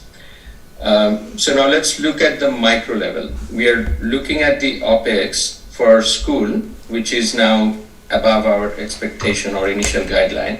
And also overall town budget wise, what I heard and seen, we are certainly looking at higher ones. So at micro, my few questions are, the data was very helpful. And again, I felt really concerned that, we are looking at some of the cuts that are potentially impactful for a certain part of the special education students and services, which is also something that we definitely want to be sensitive about. But the data that we have, let's go on some of the questions on that with that context. One is that obviously the growth is across the board, and I think there were a lot of good data that showed that our comparable town-wise, we are not doing so bad. But if you think about in general, we are seeing growth at every level. So isn't it kind of expected that we would also see growth needs on the special ed side and not a cut? That's a just general question. So something is not matching in my head from that. Maybe it's a understanding, or just the data is not enough there. And second is that the total savings through that is looking like 170K. I'll pause, and then I have a couple other questions, but is that something Susan or Tim maybe shed some light on? Yes, that's correct. It's listed at $168,000, and that's based on a salary estimated at $80,000. We have probably added 100 students on IEPs. Absolutely, positively true. So when I first got here, we probably had about 400. Today, we have about 500. Interestingly, the percentage of our kids on IEPs hasn't changed. We always hover around 12.5% to 13% of our kids. So there haven't been more kids on IEPs who have come here than kids who are general education students. It's the exact same percentage. But what I think the issue is that if you look at the service provider schedules, the majority of those students who are receiving services are doing so in a one-to-one setting. So what that means is if student X needs speech and language services, the speech and language pathologist goes to the classroom, takes student X out, they have a half-hour meeting where they work on speech, and then they take that child back to the classroom. Our contention is that for things like speech and language or occupational therapy, the goals are very often goals around play or social pragmatics or leisure activities, and those really can't be done in a one-to-one setting. The other thing that we saw originally is that some of these providers had holes in their schedules where nothing at all was scheduled. And it's an interesting thing. It's different from a classroom teacher. So if Jeff Lebrad is a third grade teacher, I, as his building principal, I know when he's teaching ELA, math, science, social studies. For these providers, they just make their own schedules. And so it wasn't until we started to ask them for them. And we concede, absolutely, you need time to do IEP meetings, you need time to conduct evaluations, you need time to do consulting with the classroom teacher, and all of that is built in there, and we still think that we can afford to make those reductions. And I know it's very emotional for people. So we really are taking a look out, and we'll sit with those providers to take a real careful look at their schedules so that we know really what we're up against. I want kids to get high quality services in speech, OT, PT, special education, counseling, all of those areas. We just need to make sure that if we're creating a budget that's fiscally responsible and we're answering to the community, that we're doing so. And that's all. We may prove in the next 2 weeks that we were very wrong about these numbers. And when we talk to teachers about them or providers about them, we'll know the profile of the kid in these one-to-one meetings. Like some kids are kids who absolutely positively need one-to-one. It's written in the IEP. Some kids don't have one-to-one written in the IEP and still they need it. And we agree with that. We're not in disagreement on any of those levels. I think we're out on the numbers right now. Shagdul, are you all set with questions? Yeah, thank you, Carol. Sure. That's very helpful. And again, yeah, it is a painful discussion, and I think the amount versus the grief or the stress, we want to be cognizant of that, and of course we want to make sure also that it's not. We do it on a year-to-year basis, but when we are seeing growth and projecting growth, even if we look at year-to-year something compromised, it will come back to us. And that's what has happened in the past and happening now. We are seeing it again, OPEX, CAPEX level, and it will happen. But I appreciate that. I think if you can look at that. And another kind of follow-up on that is, I also appreciate all the data that you have presented on the overall needs for admin and other staff aug, and looking at the data, the growth rate on the functional and overall, I think just strategy analysis and all those are very important to keep the quality that you provide at a high level. So fully appreciate that. I was wondering, have you considered on that path eventually, or meeting the growth with the directors that you need sounds reasonable to me, but have you considered that to reach there, maybe incrementally hiring 1 or 2 versus 3, or another option is going part-time or consulting help to help with the budget for the during this time when we are seeing all these macro level uncontrollable or things that we don't control, at least variables hitting us, and then it's a cyclical thing. In a couple of years we'll see better days and we get back to your full needs to support that. Something of those type of kind of creative compromise. Sure. So, and we really have, for many years now, we've had people ask us why we don't have an assistant director of special education alongside our director of student services. And people have said historically that our special education leadership numbers are very low, and they are because there is one person who represents an administrator in special education today with 500 plus students. That's exceedingly low. And what it also requires our building principals to do is to go in and to be evaluators of special education teachers and co-top models. And the majority of our administrators are not experts in special education. So if we want to grow special education, especially the delivery of it and the instructional model of it, we really need to have an expert in there. And it's not just, I mean, Dr. Zaleski can't be freed up to do that. So who are we going to have to go into those classrooms and say, a really good co-teaching model doesn't look like just one teaches and one drifts. And if you're paying a special educator $100,000 to be there and just drift around the classroom and sit down and help individual kids here and there, essentially you could pay a paraprofessional for that. But if you can free those two people up and have them actually co-plan lessons so that you've got really good station teaching or really good parallel teaching, things that are truly co-teaching models, you're going to raise student achievement because now you're maximizing the efficacy of those two highly competent teachers in a classroom by changing up what we are doing. And that's really what we need to do. If you take a look over in Westboro, they've got 42 people on their admin team. We've got 25 over here. So when Holly tells us that our per pupil expenditure is low, part of the reason for that is you are super low on administration here. And it's starting to take a toll. For years and years, we've been able to kind of keep those numbers up, but it's starting to show that we're not able to do that now.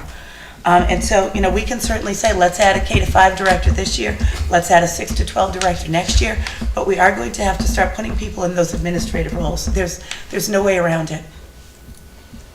Okay. But I appreciate that. Thank you. I truly do. So Sure. Thank you.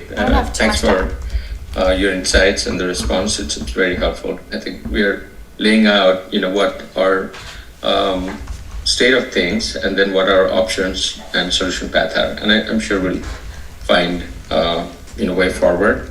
There will be some pain, like anything else, but we'll get over that. Now, I don't know if we have, any particular discussions to have on the CAPEX side, if that's in scope. But in general, I think, Tim, you mentioned it well, and you're a super expert on this. I think we definitely need to, prioritize and make sure we are below the limit and potentially much below, so we don't compromise with our rating too much. That'll create another cyclical problem. We don't want that. We'll bring higher rates and we'll need more to borrow. But generally, that is something I think we all need to look at, how we can prioritize and possibly create a little smoother path there. And we'll have to have more discussions on those. But again, I think there's a lot of effort from all ends on putting it together, analyzing and giving all this perspective. And we are all in it together, so let's continue and figuring out the difficult path ahead. Thank you. Okay. I don't have too much to add. Everyone has said a lot. I really appreciate the hard work on this. It looks like a really challenging year. I appreciate all the presentations. I know, and it's just a conundrum. Looking at your budget, I don't really see much that could be cut, but yet the budget overall is too high. So I hope we continue to look for ways we can, get the number a little bit lower if we can. Let's see, and I think those were good suggestions by Shagidul, if it's possible to onboard some of the new positions gradually over time to maybe reduce the cost in the first year. And I like the others have said, that I don't know really, but if it just seems like we're always needing to add new positions over the summer because new kids enroll, so it does seem short-sighted to cut some, even just a couple positions now that we might have to re-add later. And I don't know, you guys know better than I, but let's see. So first I was going to say, I really appreciate on your budget website, almost all the budgets that are listed there are all in Google Docs, so they're super ADA accessible, translation friendly, and I appreciate that's a change from last year. I'm just going to note though that your meeting packet is a really pretty blurry scan, not ADA accessible, not translation friendly, and when we say all means all, it should mean for the budget documents presented online as well, that everybody can access them. And then just, the capital expenses really stuck out to me too. That just seems like a lot this year that's expensive, and if any of these can be shifted to a future year or be, covered by grants, I hope you guys can all think creatively and see what we can do to meet that budget gap. So anyway, thank you, and I'm sure the appropriations has questions as well.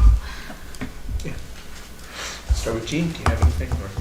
I think that I agree with and understand a lot of what has been said, and we're a really long way from the finish line here, and we've been in similar situations before, and we are going to be gathering more information and refining what we have. And so, we'll continue to follow that process. I would love to have a copy of the slides that you have, Tim, and begin to start to understand the town side, because we haven't started that process at all yet. So I think, I don't have particular questions that haven't been asked. I'm thinking about the 1,300 kids that you're finding seats and services and supports for over the course of these 20 years, and realizing that that's not one family with 1,300 kids. So that's a lot of other families coming to this town that need a lot of other services, police, fire, DPW, all of that. So, I know that Tim is right. What we're seeing on that capital spreadsheet looking out is probably incomplete at this point. There are probably some things on there that won't ever materialize, and there are other things on there that we haven't contemplated yet. So I'm just spinning my wheels, saying we clearly have and have been having a huge problem addressing growth and maintaining high quality service and quality of life in this town. And so that problem's not getting any easier this year. What I would like to say is I'm very appreciative that we're having more opportunities to meet as the three committees, so that we're all hearing the same information at the same time, respecting your responsibilities as regards to the school budget, which is not, our responsibility to tell you what to put in it, and likewise with other town departments. I am appreciative that, because this is a huge problem for the entire town, that we have representation for the entire town in real time talking about it. Caroline? Yeah, hi. I do have a couple, I won't say questions, like some concerns, maybe just to, bring to attention to everybody. First, I do appreciate all the information that you presented. It's very informative, and on the the school budget side, especially for the special education, I know we talked a lot about it, a lot of debate on it. So I guess my concern is it is not a bad thing that we maintain a low administrative staff number. I think that's the advantage, attraction point of the town. Like you have, you're able to achieve so much with a low number of administrative staff. That means more people are actually doing hands-on work with students. That's a really attractive point, I think. Talking about the special ed side, I was wondering if we are trying to meet certain expectations. Like I know the percentage you presented comparing with neighboring towns. Are we trying to say to be at the same level or exceeding certain percentage for the special ed students, or so what's our goal? And with additional staffing, what's our goals? I guess in the financial world, we'll just say what's your return on your investment, right? How much improvement are we expecting with the additional staffing? So that's something I'm curious to know. And the other side, I know you just mentioned, Nancy, you mentioned you have been coordinating with parents. So if there's any feedback from the parent groups, I think that would be helpful for us to make a more informed decision on that. So the other thing about the capital side, I know we have so many projects, related to every school. I wonder if there could be any long-term planning, like a 5-year plan or like a 6-7-year plan that could combine some of the needs so we can achieve at some level the economy of scale. Because when you break it up, you do a little, every piece unit cost is higher than you do a project at a certain scale, I think. So just a consideration. Yeah. That's all I have. Thank you. Bill? Yeah, thanks. Couple things on the capital budget. I look. There's $1 million for a playground for Marathon. think, Tim, on your slide, it showed $5.5 million for track and field next year. So remind me of a conversation last year, I think it was with it had to be with Parks and Rec, where they were looking for a few $100,000 for pickleball court. And I brought up, what is the town's view on naming rights? And we were told later on that the select board had a view that they just did not want to consider naming rights. So I'm wondering, in the spirit of thinking, well, and I may not be right, but that's what we were told. It's like history, man. But I'm wondering, in the spirit of thinking about doing things differently, is that something that the town should consider? And maybe not just for athletic facilities, for, I don't know, a new school that's being built, possibly. Is that something the town is completely against, our naming rights?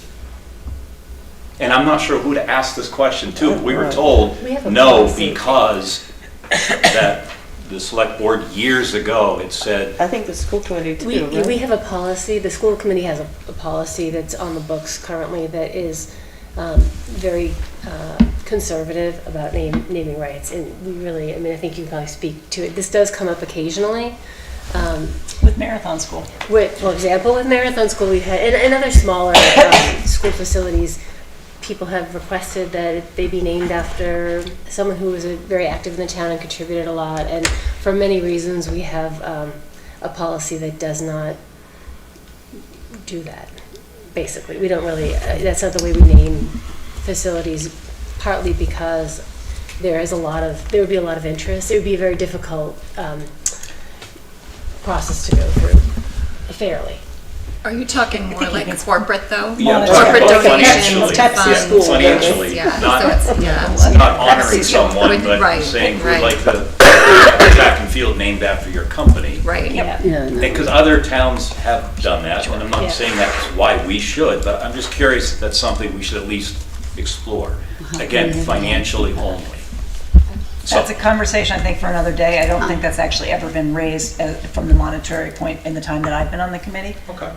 But certainly willing to discuss with the town and the rest of the school committee kind of where. Thank you. My other question, just explanation or understanding for me, is help me understand the difference between a media specialist and a librarian. And the reason I'm asking, because I saw a price attached of $119,000 for a media specialist, and if I remember, it included savings from someone who's being A paraprofessional. Okay, put in a different position or let go. So if you could help me understand that difference. Sure, and we may want to go back to that slide because there may be two media specialists there, one for the middle school, one for the high school. That's correct. Back in the day, when they were very largely just print resources in libraries, we used to call them librarians because they would go and get a book off the shelf for you, or occasionally they could get you a periodical. But now that our libraries, if you go into the high school library space, it's absolutely beautiful. I mean, there are TVs on the walls and they're smart TVs. So if 3 kids are sitting around with a laptop, they can all be working on a project and watch it on the screen and keep working. There's a whole lot of technology built into it. They become experts in things like podcasts. So it's a lot of media, not just print media. So that's when the name sort of transitioned. All right. Well, the fact that there's 2, I think that's because I thought Yes. it said 1.0, and I just thought that's a pretty fancy name. Yes. That comes with a much higher price tag, but it's actually 2 positions. It is, and they're both in the, they would both be part of the teacher contract in the teacher's bargaining unit. So if it's 119, they're probably about $60,000 apiece. Thank you. That's all I had. One last thing about that is when NEAS came, they do want high schools to have librarians. So that was one of the things that they wrote for a recommendation, is that they do want us to have a librarian for accreditation purposes. The New England Association. What did you say, the NEAS? NEAS, yes. Not everyone at home maybe knows That's what that not a means. surprise to anyone who knows NEAS. Thank you. Thanks. I appreciate all the questions and what I've been hearing. So a lot of good information here, good presentation. I've been, sitting through all the budget presentations for the last couple of weeks, so I feel the pain of all along the process. But I have one specific question. I know I've been fixated on the Special Ed Reserve Fund, and you're looking to get funding of $1 million in that. And you're looking for a funding source, but is that amount that $1 million, is that also in the budget itself? Like, we're looking at an increase of 8.1%, but is that part of that, assuming you're going to use all of it, because last year you had a million funded and it's used, you need another $1 million. So we don't yet have a trend, but I see that we need to use the whole thing. It was supposed to be to kind of level everything. And the assumption that we may need to spend all of it again, is that reflected in the 8.1%? It is not, so that is why that last slide shows it separately. So we are projected to use the full amount this year, and we are projected to use the full amount next year. And again, there's a lot of conversations around, you saw that our circuit breaker for this year that we're able to use in this budget is an increase of almost 500,000. Without that 14% increase, our tuitions actually would have gone down and we would not have needed to use that $1 million. So there's conversations with the state level about circuit breaker and what is going to be the relief for that 14% increase that all districts are going to have to absorb next year, knowing that the circuit breaker reimbursement for that won't be for another year. So a lot of districts are really in a very bad place because of that increase. So whether the state is going to do something about that, maybe fund something sooner in circuit breaker to give some of that 14% relief, whether they're going to push back on OSD on the 14%, we don't know. So right now that full $1 million in the reserve is needed for next year as well. Okay, so I wanted to change the perspective using a little bit of the data. So it's we're talking 8.1%, but just some basic math. If we really had to just say we need to spend to budget that $1 million for our use, it almost puts the budget increase at like 10%. So to put it in perspective. So Is that it's based still on last year's, including the stabilization fund as well? Yeah, I think that includes what we expect for the reimbursement for last year. We funded $1 million last year, but now it's supposed to stabilize it because now we were going to get reimbursement. But I think we're getting that, plus we're going to have to spend this $1 million also. So because of the increased growth. So what I feel is making it clear that it's real. 8.1% is already large, but without that, if we did what we did before, what we started last year, we'd be asking for 10%. So I know, and we're all really working hard. I don't need to say that again because I've heard it quite a bit. So I just wanted to get the numbers. Yeah, our out of district has fluctuated from 23 kids being out of district to 31. When we started the school year in FY22, our October Sims report indicated we had 23 kids out of district. Today we have 31. So it's gone up 8 kids. So you can imagine the price tag times 8 children is significant. So, Thank you.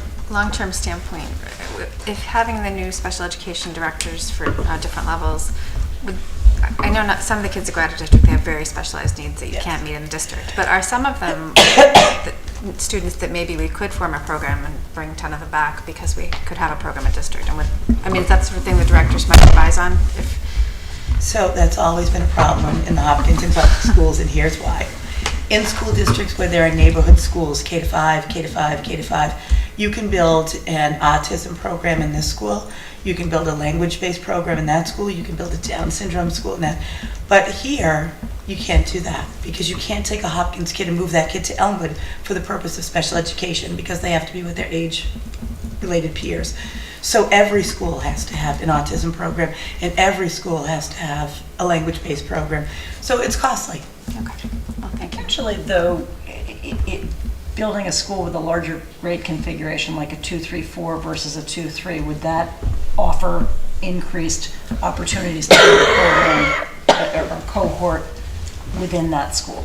You could probably have more specialists in a place so imagine that you have an intensive room that has 7 kids in a 2-grade school, you need 1 teacher. But if you had an intensive program that had 9 kids in a 3-grade school, you'd still need 1 teacher. So there is a little bit of an economy of scale there, not much. Okay, just a thought. And Norman, did you have anything to add to what Tim said or anyone else tonight? I am listening. and enjoying the conversation. There's more work to be done. Yes. So I think we're done with our comments then, and I know you have other things on your agenda tonight, probably.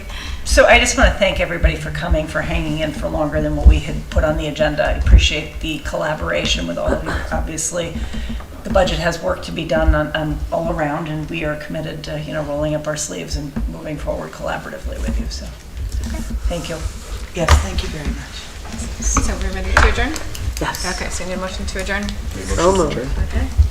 Okay, so Second? Aye. Roll call vote. Shaidu?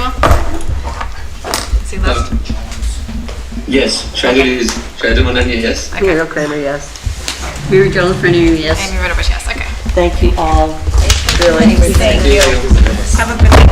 So we're going to move into reports, and I apologize, I had indicated earlier that I do have a hard stop at 8:30, which is now.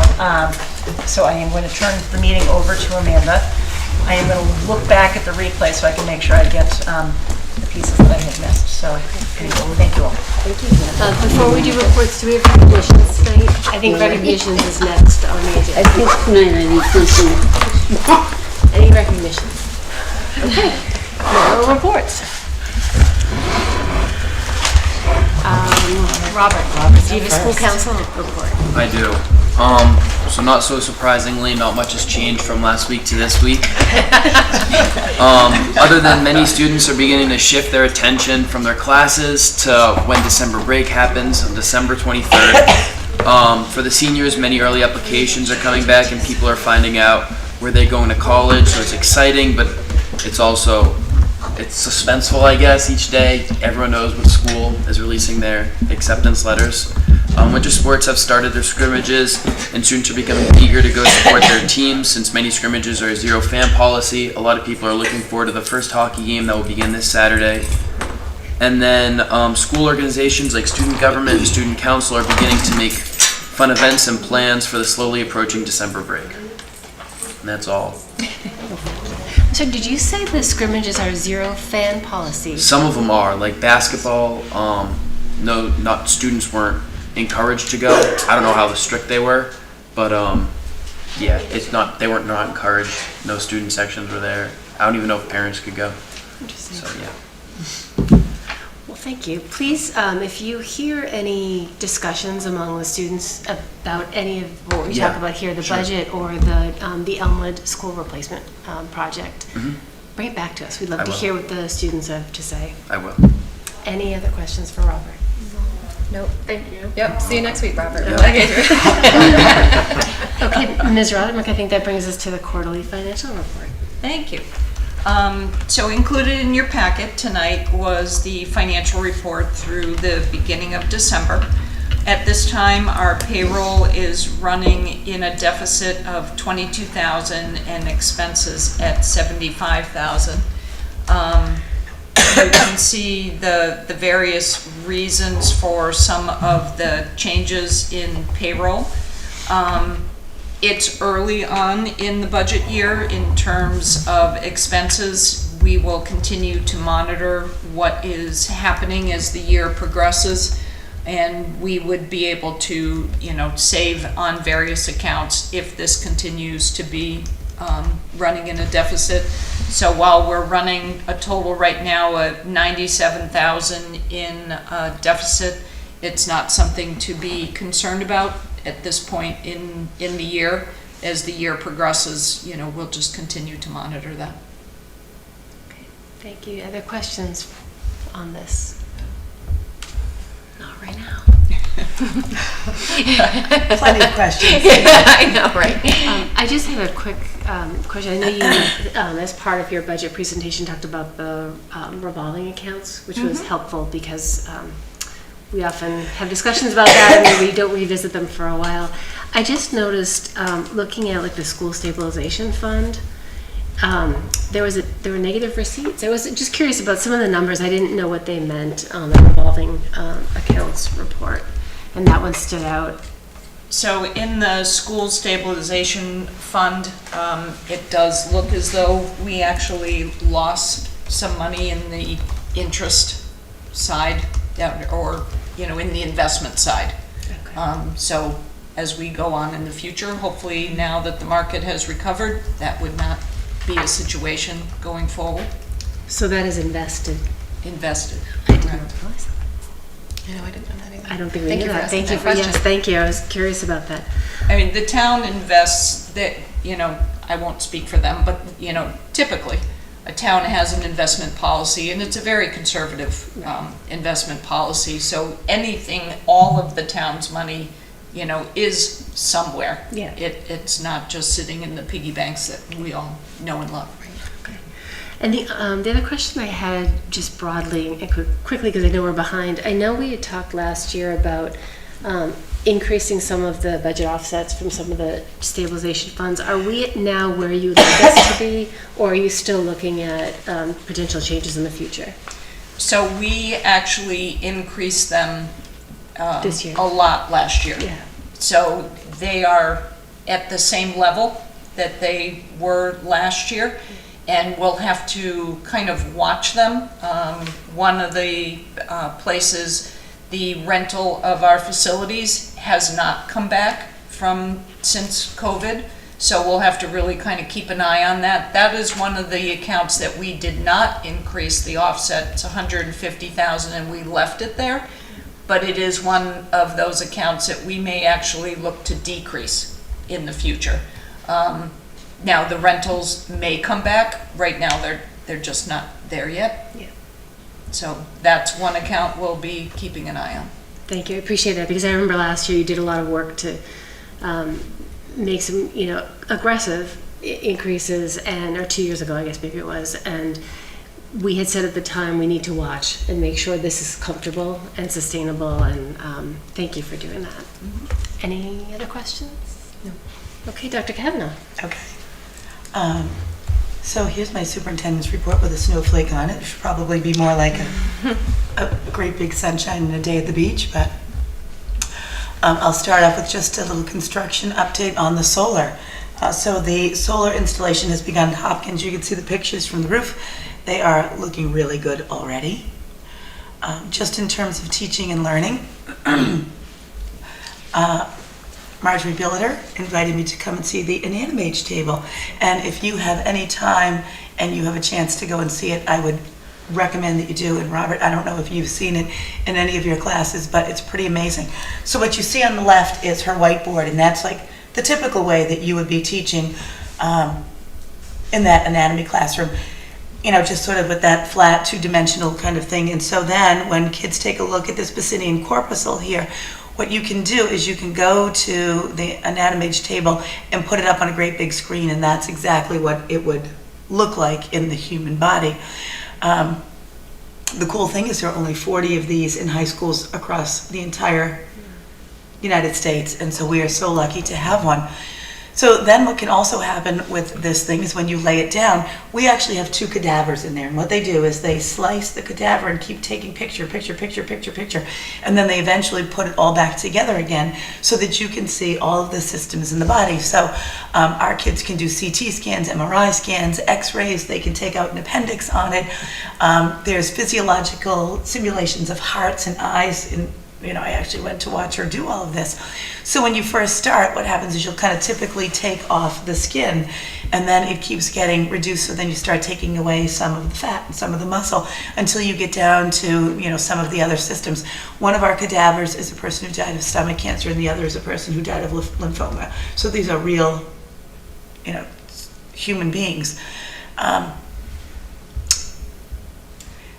This is a very cool thing. This is when you can see that we are actually down to nothing but the nervous system. And so you can see it lying down, but she can also flip that body over and you can see a side view of it. So the capabilities of this thing is just, I can tell you about it, but until you actually go and see it and touch it, and it's amazing. So I do want to thank Bethany Spinks, who is the forensics teacher at the high school. She's the person who came up with the idea of asking for this. It's a in excess of $50,000 tool. When she submitted apparently her proposal to HEF, everybody was like, "You're never getting that." And lo and behold, HEF was gracious enough to get that to us. And I'll tell you, Marjorie's using it all the time. in one of these pictures, you can see behind that body, there's still the skeleton. So our kids are still touching bones, they're still using microscopes, looking at slides, and the anatomy age table, and the two-dimensional whiteboard. So much is going on that they have a million ways to learn anatomy. And one of the things that, she's sort of telling us is kids are saying, this would never have happened in my own school. I think I'm going to become a PA. I think I'm going into medicine. I think I want to go into nursing. So I do think it will start to, over time, change kids' trajectory when they head to college. I said to her it would be really interesting to look in 5 years and kind of do a look back and see where are the kids who graduated in the class of 23. How many of the 122 kids who took anatomy their senior year have gone off to do something in medicine as a result of this? I think the numbers would increase. Amazing. Just a really quick good news. Thank you to Jeff LeBron and Carla Burley. Carla Burley was sort of the technical end of the writing of the grant, and Jeff worked his grant magic in terms of DESE and really finalizing the numbers and making sure everything was just perfect. And it went into DESE, and lo and behold, we have been awarded $100,000, and it's a competitive grant. So it's not like everybody in the Commonwealth is getting this. Hopkinton is getting it, and it's for social emotional work, learning, mental health, and well-being. So it's amazing that we got that. That was another one that secretly, I know I didn't say this to Jeff and Carla, but I thought, we're never getting it. And lo and behold, we did. So I can vouch for that. I can vouch for that. Jeff, when you wrote this, what was like your overlying theme to win this grant? It's amazing. Well, there were a couple things, and I don't want to for a second say that any of this was that I did any of this in isolation. Ms. Burley was driving so much of this. I think that we were able to shine a light on all the good work that we were already doing, and we weren't talking about starting from scratch. We were able to say we're doing this, and we'd like to do this.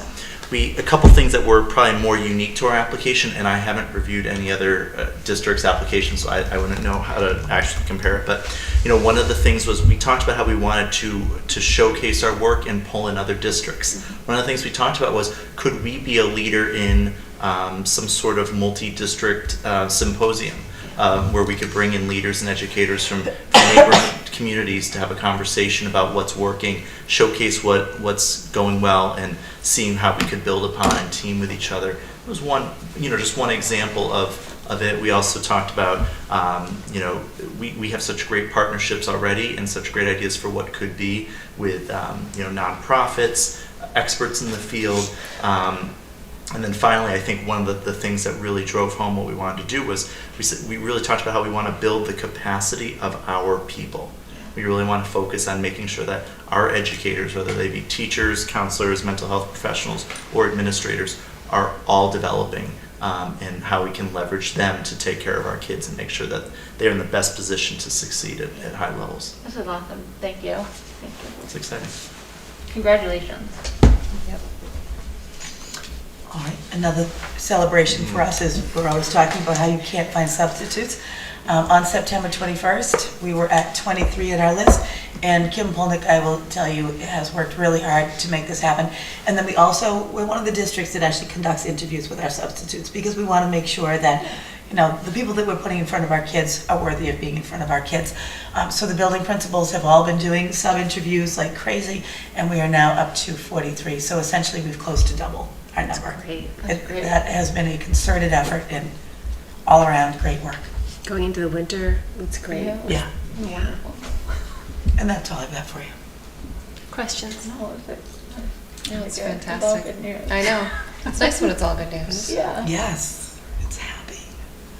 Okay, Nancy is not here, but I do believe she signed the payroll warrant S20011, and warrants 23025 has also been approved, and they're in the packet. Are there any liaison reports? I can give you a quick ESPC2. Usually Dr. Kavanaugh takes care of that for me, so I'm like, hey, I can actually do some reporting out on that. Last night we had a meeting, and they went over finalizing the PDP report that needs to be submitted to the MSBA tomorrow. And our ed plan that we're going to vote on tonight is going to be a part of that. But for anybody who is interested in general, they sort of market it as a summary of the work of the ESBC2. So it's sort of a progress report that has to be submitted to the MSBA to sort of say, here's what we've done so far, and then we'll move on to the next phase. The next phase is called the preferred schematic report, and it gets a little bit more detailed, which sort of makes sense. You kind of go like this as you're heading towards breaking ground construction, which hopefully is still on track to happen January 25, if all goes well. Yes, is that true? That's right? January 25? I think so. Yes. Okay. The other thing, big thing that happened last night is we narrowed the number of options that will be included in this PDP report to the MSBA. So that the 5 options were voted forward. 2 were required. 1 is the ad reno option, which is required. And you only had to pick 1. There were 3. There was sort of a max reuse, moderate reuse, and minimal reuse of the existing building. Voted through was the moderate reuse option. And then also the base repair option is required, so that went through. And then the other 3 that went through are the Elm Street, I'm sorry, the other, we must have put through 5 then, I guess, or 6 then, not 5. Because if the base repair, I gotta go back and double check my notes, but I can tell you for sure that we put through Elm Street's grade 2-3 and 2-3-4 option, and Hayden Rowe's grade 2-3 and 2-3-4 option. We took the East Main Street site off for a whole host of reasons, many of which we discussed here. And then last night, after they went through all the sites, the committee determined that we were going to take that one off the table. So really the only 2 options now are Elm Street and Hayden Rowe. And I think that was it, because I have notes about what I think about that right here. So that's it. That's still 6 options to go deep on. Right. That's a lot. Right. Yeah. Yep. Thank you, Jen. Thank you. Yep. Holly, do you have any liaison reports? Okay. I will spare you any details because we have invited the Sustainable Green Committee to come to our December 15th meeting. They asked to come share with us their climate action plan draft that they are circulating across municipal boards and committees and so forth. So they will be here on the 15th to share, and you can hear from them directly. Thank you. That brings us to, where am I? The Elmwood School Educational Plan. Dr. Kavanaugh. Surely. So I know that you had an opportunity to look at this last week and to ask a few questions about it, and thankfully John Graziano was here as well so that he could kind of weigh in it. What we really need the school committee to do is to approve the submission of this to the MSBA for tomorrow. No pressure. What questions do we have remaining? I have no remaining questions. Thank you for being open to my suggestions and incorporating what could be incorporated into it. No, so yeah. thank you. It was actually very helpful. So I went through yours and I would just plop in places where I kept getting emails. Accepted. Thank you. Yes, I appreciate you humoring me with that. Thank you. Not at all humor. Like the document is thorough. It's like I had no questions. There was nothing I was like, oh, I need to ask because it's already answered. It's great. Yep. It's a great document. Yeah. Thank you. Agree 100%. I think similarly you had incorporated some suggestions and changes, so I think it looks great, and I would love to entertain a motion. I move to approve the Elmwood School Education Plan. I'll second. We just want to say for submission to the MSBA. Oh, sorry. Just in case. Sorry, for Because it's an submission MSBA. to the MSBA. Yes. Oh, so all right, for submission to the MSBA for the Elmwood School project. I'll second that. Okay. Motion by Jen, second by Holly. All in favor? Yes. Aye. Yes. Any opposed? No one else is here. Okay. So that passes. Thank you for doing all that work. Yes, thank you. And Ms. Rothermick, the FY24 capital plan. I think you've teased some of this content already, but I did. Okay, thank you. So again, just to bring this back and update the committee kind of on where we are. Being part of the ESBC project, gives you a lot of view into the construction market. So listening to that, it allowed us to kind of pull back and think about the capital plan in terms of where we are, and also knowing that we have had to come back to the table a couple of times to ask for price increases. So that is one of the reasons why we're bringing this back. So again, factors to discuss: the shifts in the plan, examine thoroughly our construction projects, acknowledge the district-wide impact study is still being developed. The ask is, will Hopkins addition be designed for a grade 4-5 or a grade 5-6 school? And noting the escalation rates in the construction market still remain uncertain. And basically the other real big issue is the timing of the funding in May does not really allow for a summer 23 construction. So the first project that we're looking at is the Hopkins School addition. And again, what we keep talking about, and I know there were several questions tonight about why we're not looking at our campuses globally, but we are. So we do have a district-wide campus study looking to address the enrollment growth, future growth in all of our buildings. But again, that study is not complete. So at this point in time, we're really not there yet in terms of what our needs are. So again, just looking at this, this is a parallel effort with the Elmwood feasibility study. The school committee has tasked Perkins Eastman to study the effect of growing enrollment on the school system. And the goals are to understand the needs of the district to accommodate this growth and identify the effects of change to grade levels located in each school has on the facility system-wide. So again, I know several of our colleagues brought up the need to do this, but we are doing this work. So where we are right now, and this is a draft, if you were to look at Hopkins as a 4-5 school, you could need approximately 26,000 square feet additional. If you were to look at a Hopkins as a grade 5-6 school, you could need approximately 30,000 square feet additional. So again, we're not quite ready to define what that would be, and the design number would be changed for what we're asking for.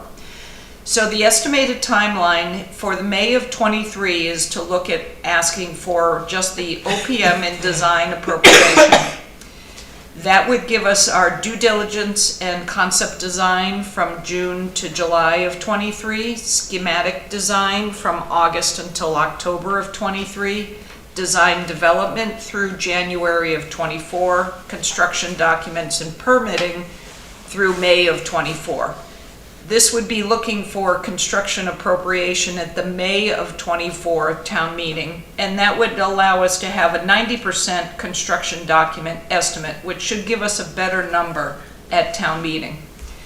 Furthering out that timeline, your bidding would be in July of 24, your general contractor in August, mobilization through December of 24, getting you all the way through to a potential occupancy in January of 26. So you can see it's a long duration project, and having a better number at the May 24 meeting makes more sense. So that is the delay for that one.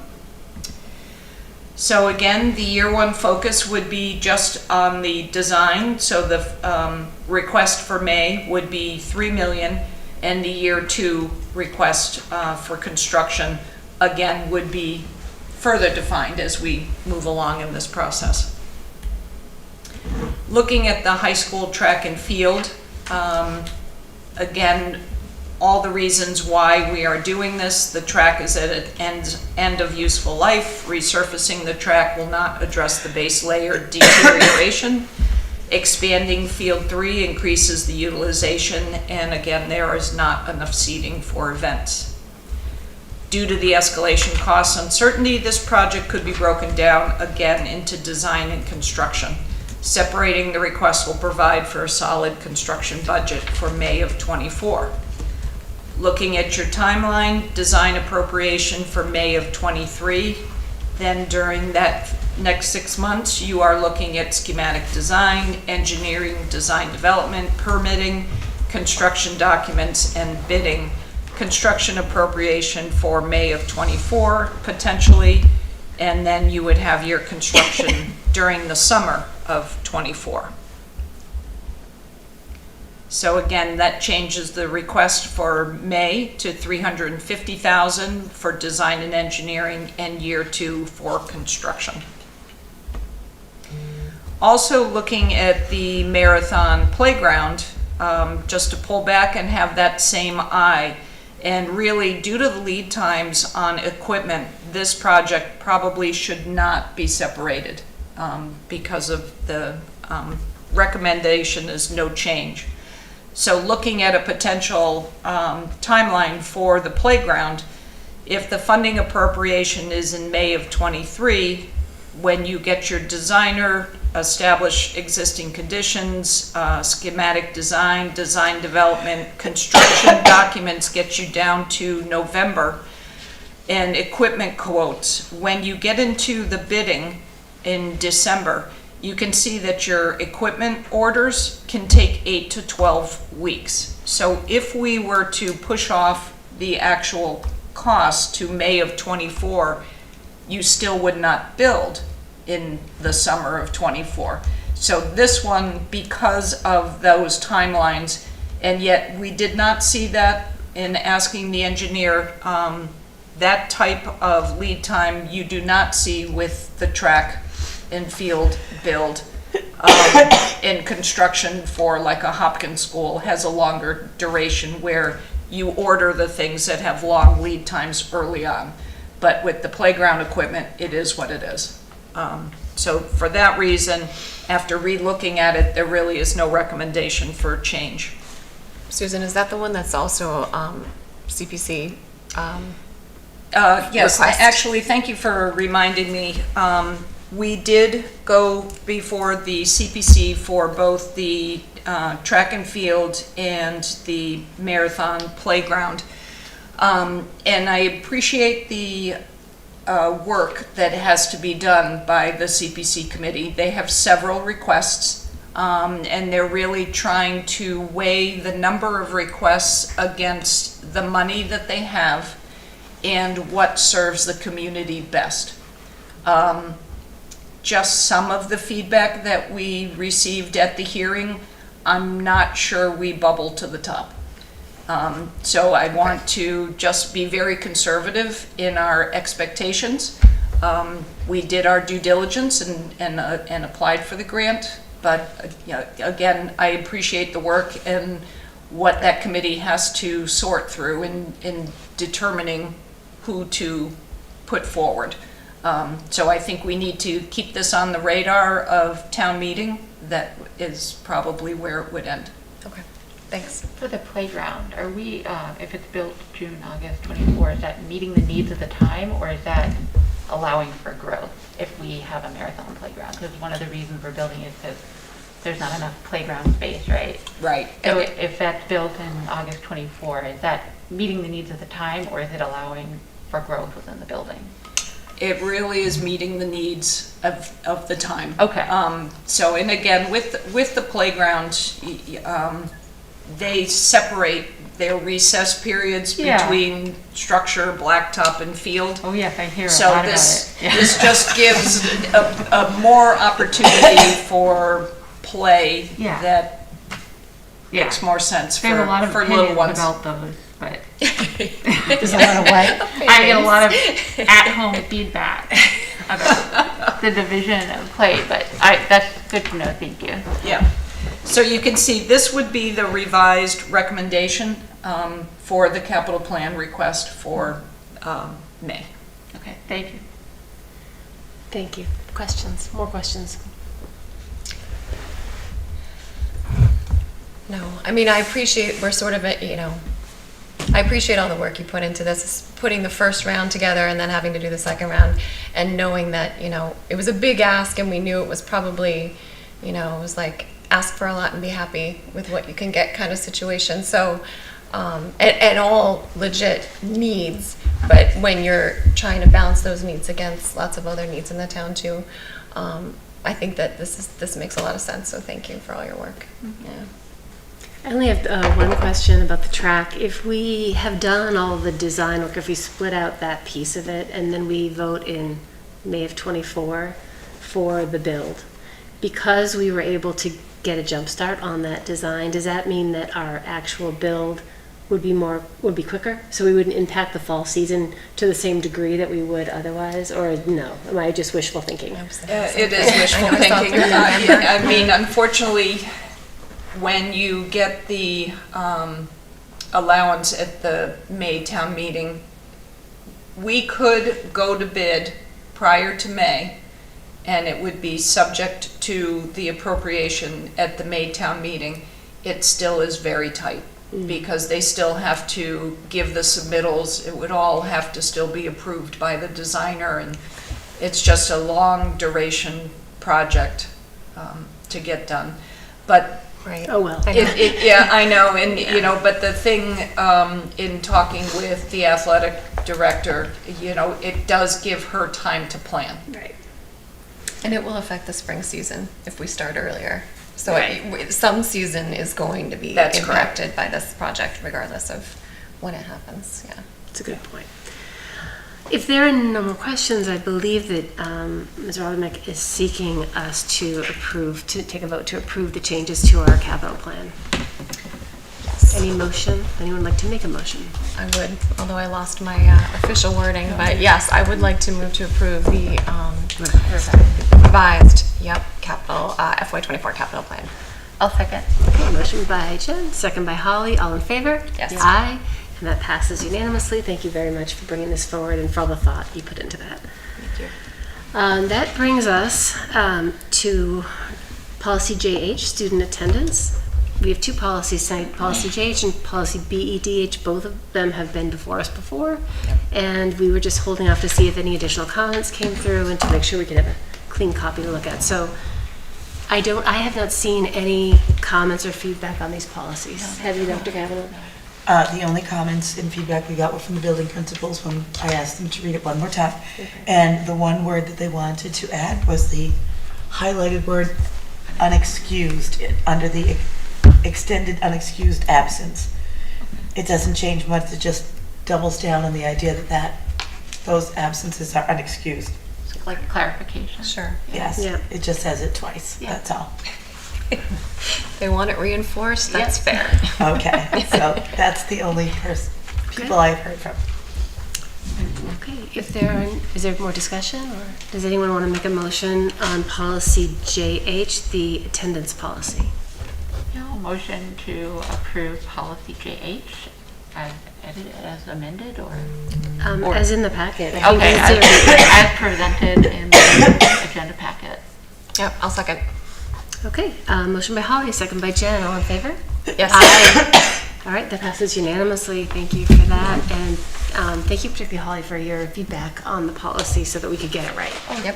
Thank you. I think it sounds inclusive, and I'm happy. Thank you. And Hopefully hopefully multiple times. Yeah, and hopefully it's more clear for the parents in the community as well, and works for the principals. So I think this was all good work. It's a more succinct, straightforward policy now. Less guesswork. Yes. Okay, so then we have policy BEDH, public participation at school committees. Dr. Kavanaugh? Okay, and again, this one has been before you last week, or 2 weeks ago, I don't remember when that was. And we have made no changes to it since. The only changes that have come to this policy at all were ones that our legal counsel had recommended, and that was several months ago. And we didn't receive any. We did. Have you received any comments on this one? No, I haven't either. I don't have any questions. Anyone have any questions? I'm comfortable with it. Yeah, me too. So I'll entertain a motion on policy BEDH. I'll move to approve policy BEDH, public participation at school committees. I second that. Okay, Sorry, I second that part too. Okay, thank you. Motion by Holly, second by Jen. All in favor? Yes. Aye, and that passes unanimously. And that brings us to future agenda items. I already mentioned the Sustainable Green Committee coming. Are there any other topics that you'd like to see that we haven't brought up? I think Nancy's keeping a list, so. Yeah. No, nothing comes to mind. Thank you. All right, items by consensus, Dr. Kavanaugh. Okay, Superintendent, I recommend the school committee approve the items by consensus as outlined in your agenda. So moved. Motion by Jen, second by Holly. All in favor? Yes. Aye. That passes unanimously. And that brings us to adjournment. I'll move to adjourn. I'll second. Okay. Motion by Jen, second by Holly. All in favor of adjournment? Aye. Yes, I'm in favor as well. So we are adjourned at 9:05. Our next meeting date is December 15th. It's a regular meeting, and the superintendent's budget recommendation will come forward. Then we have 3 meetings in January, very heavily focused on the budget. So thank you for watching, and thank you for your work. All right. All right. Good night. Good night.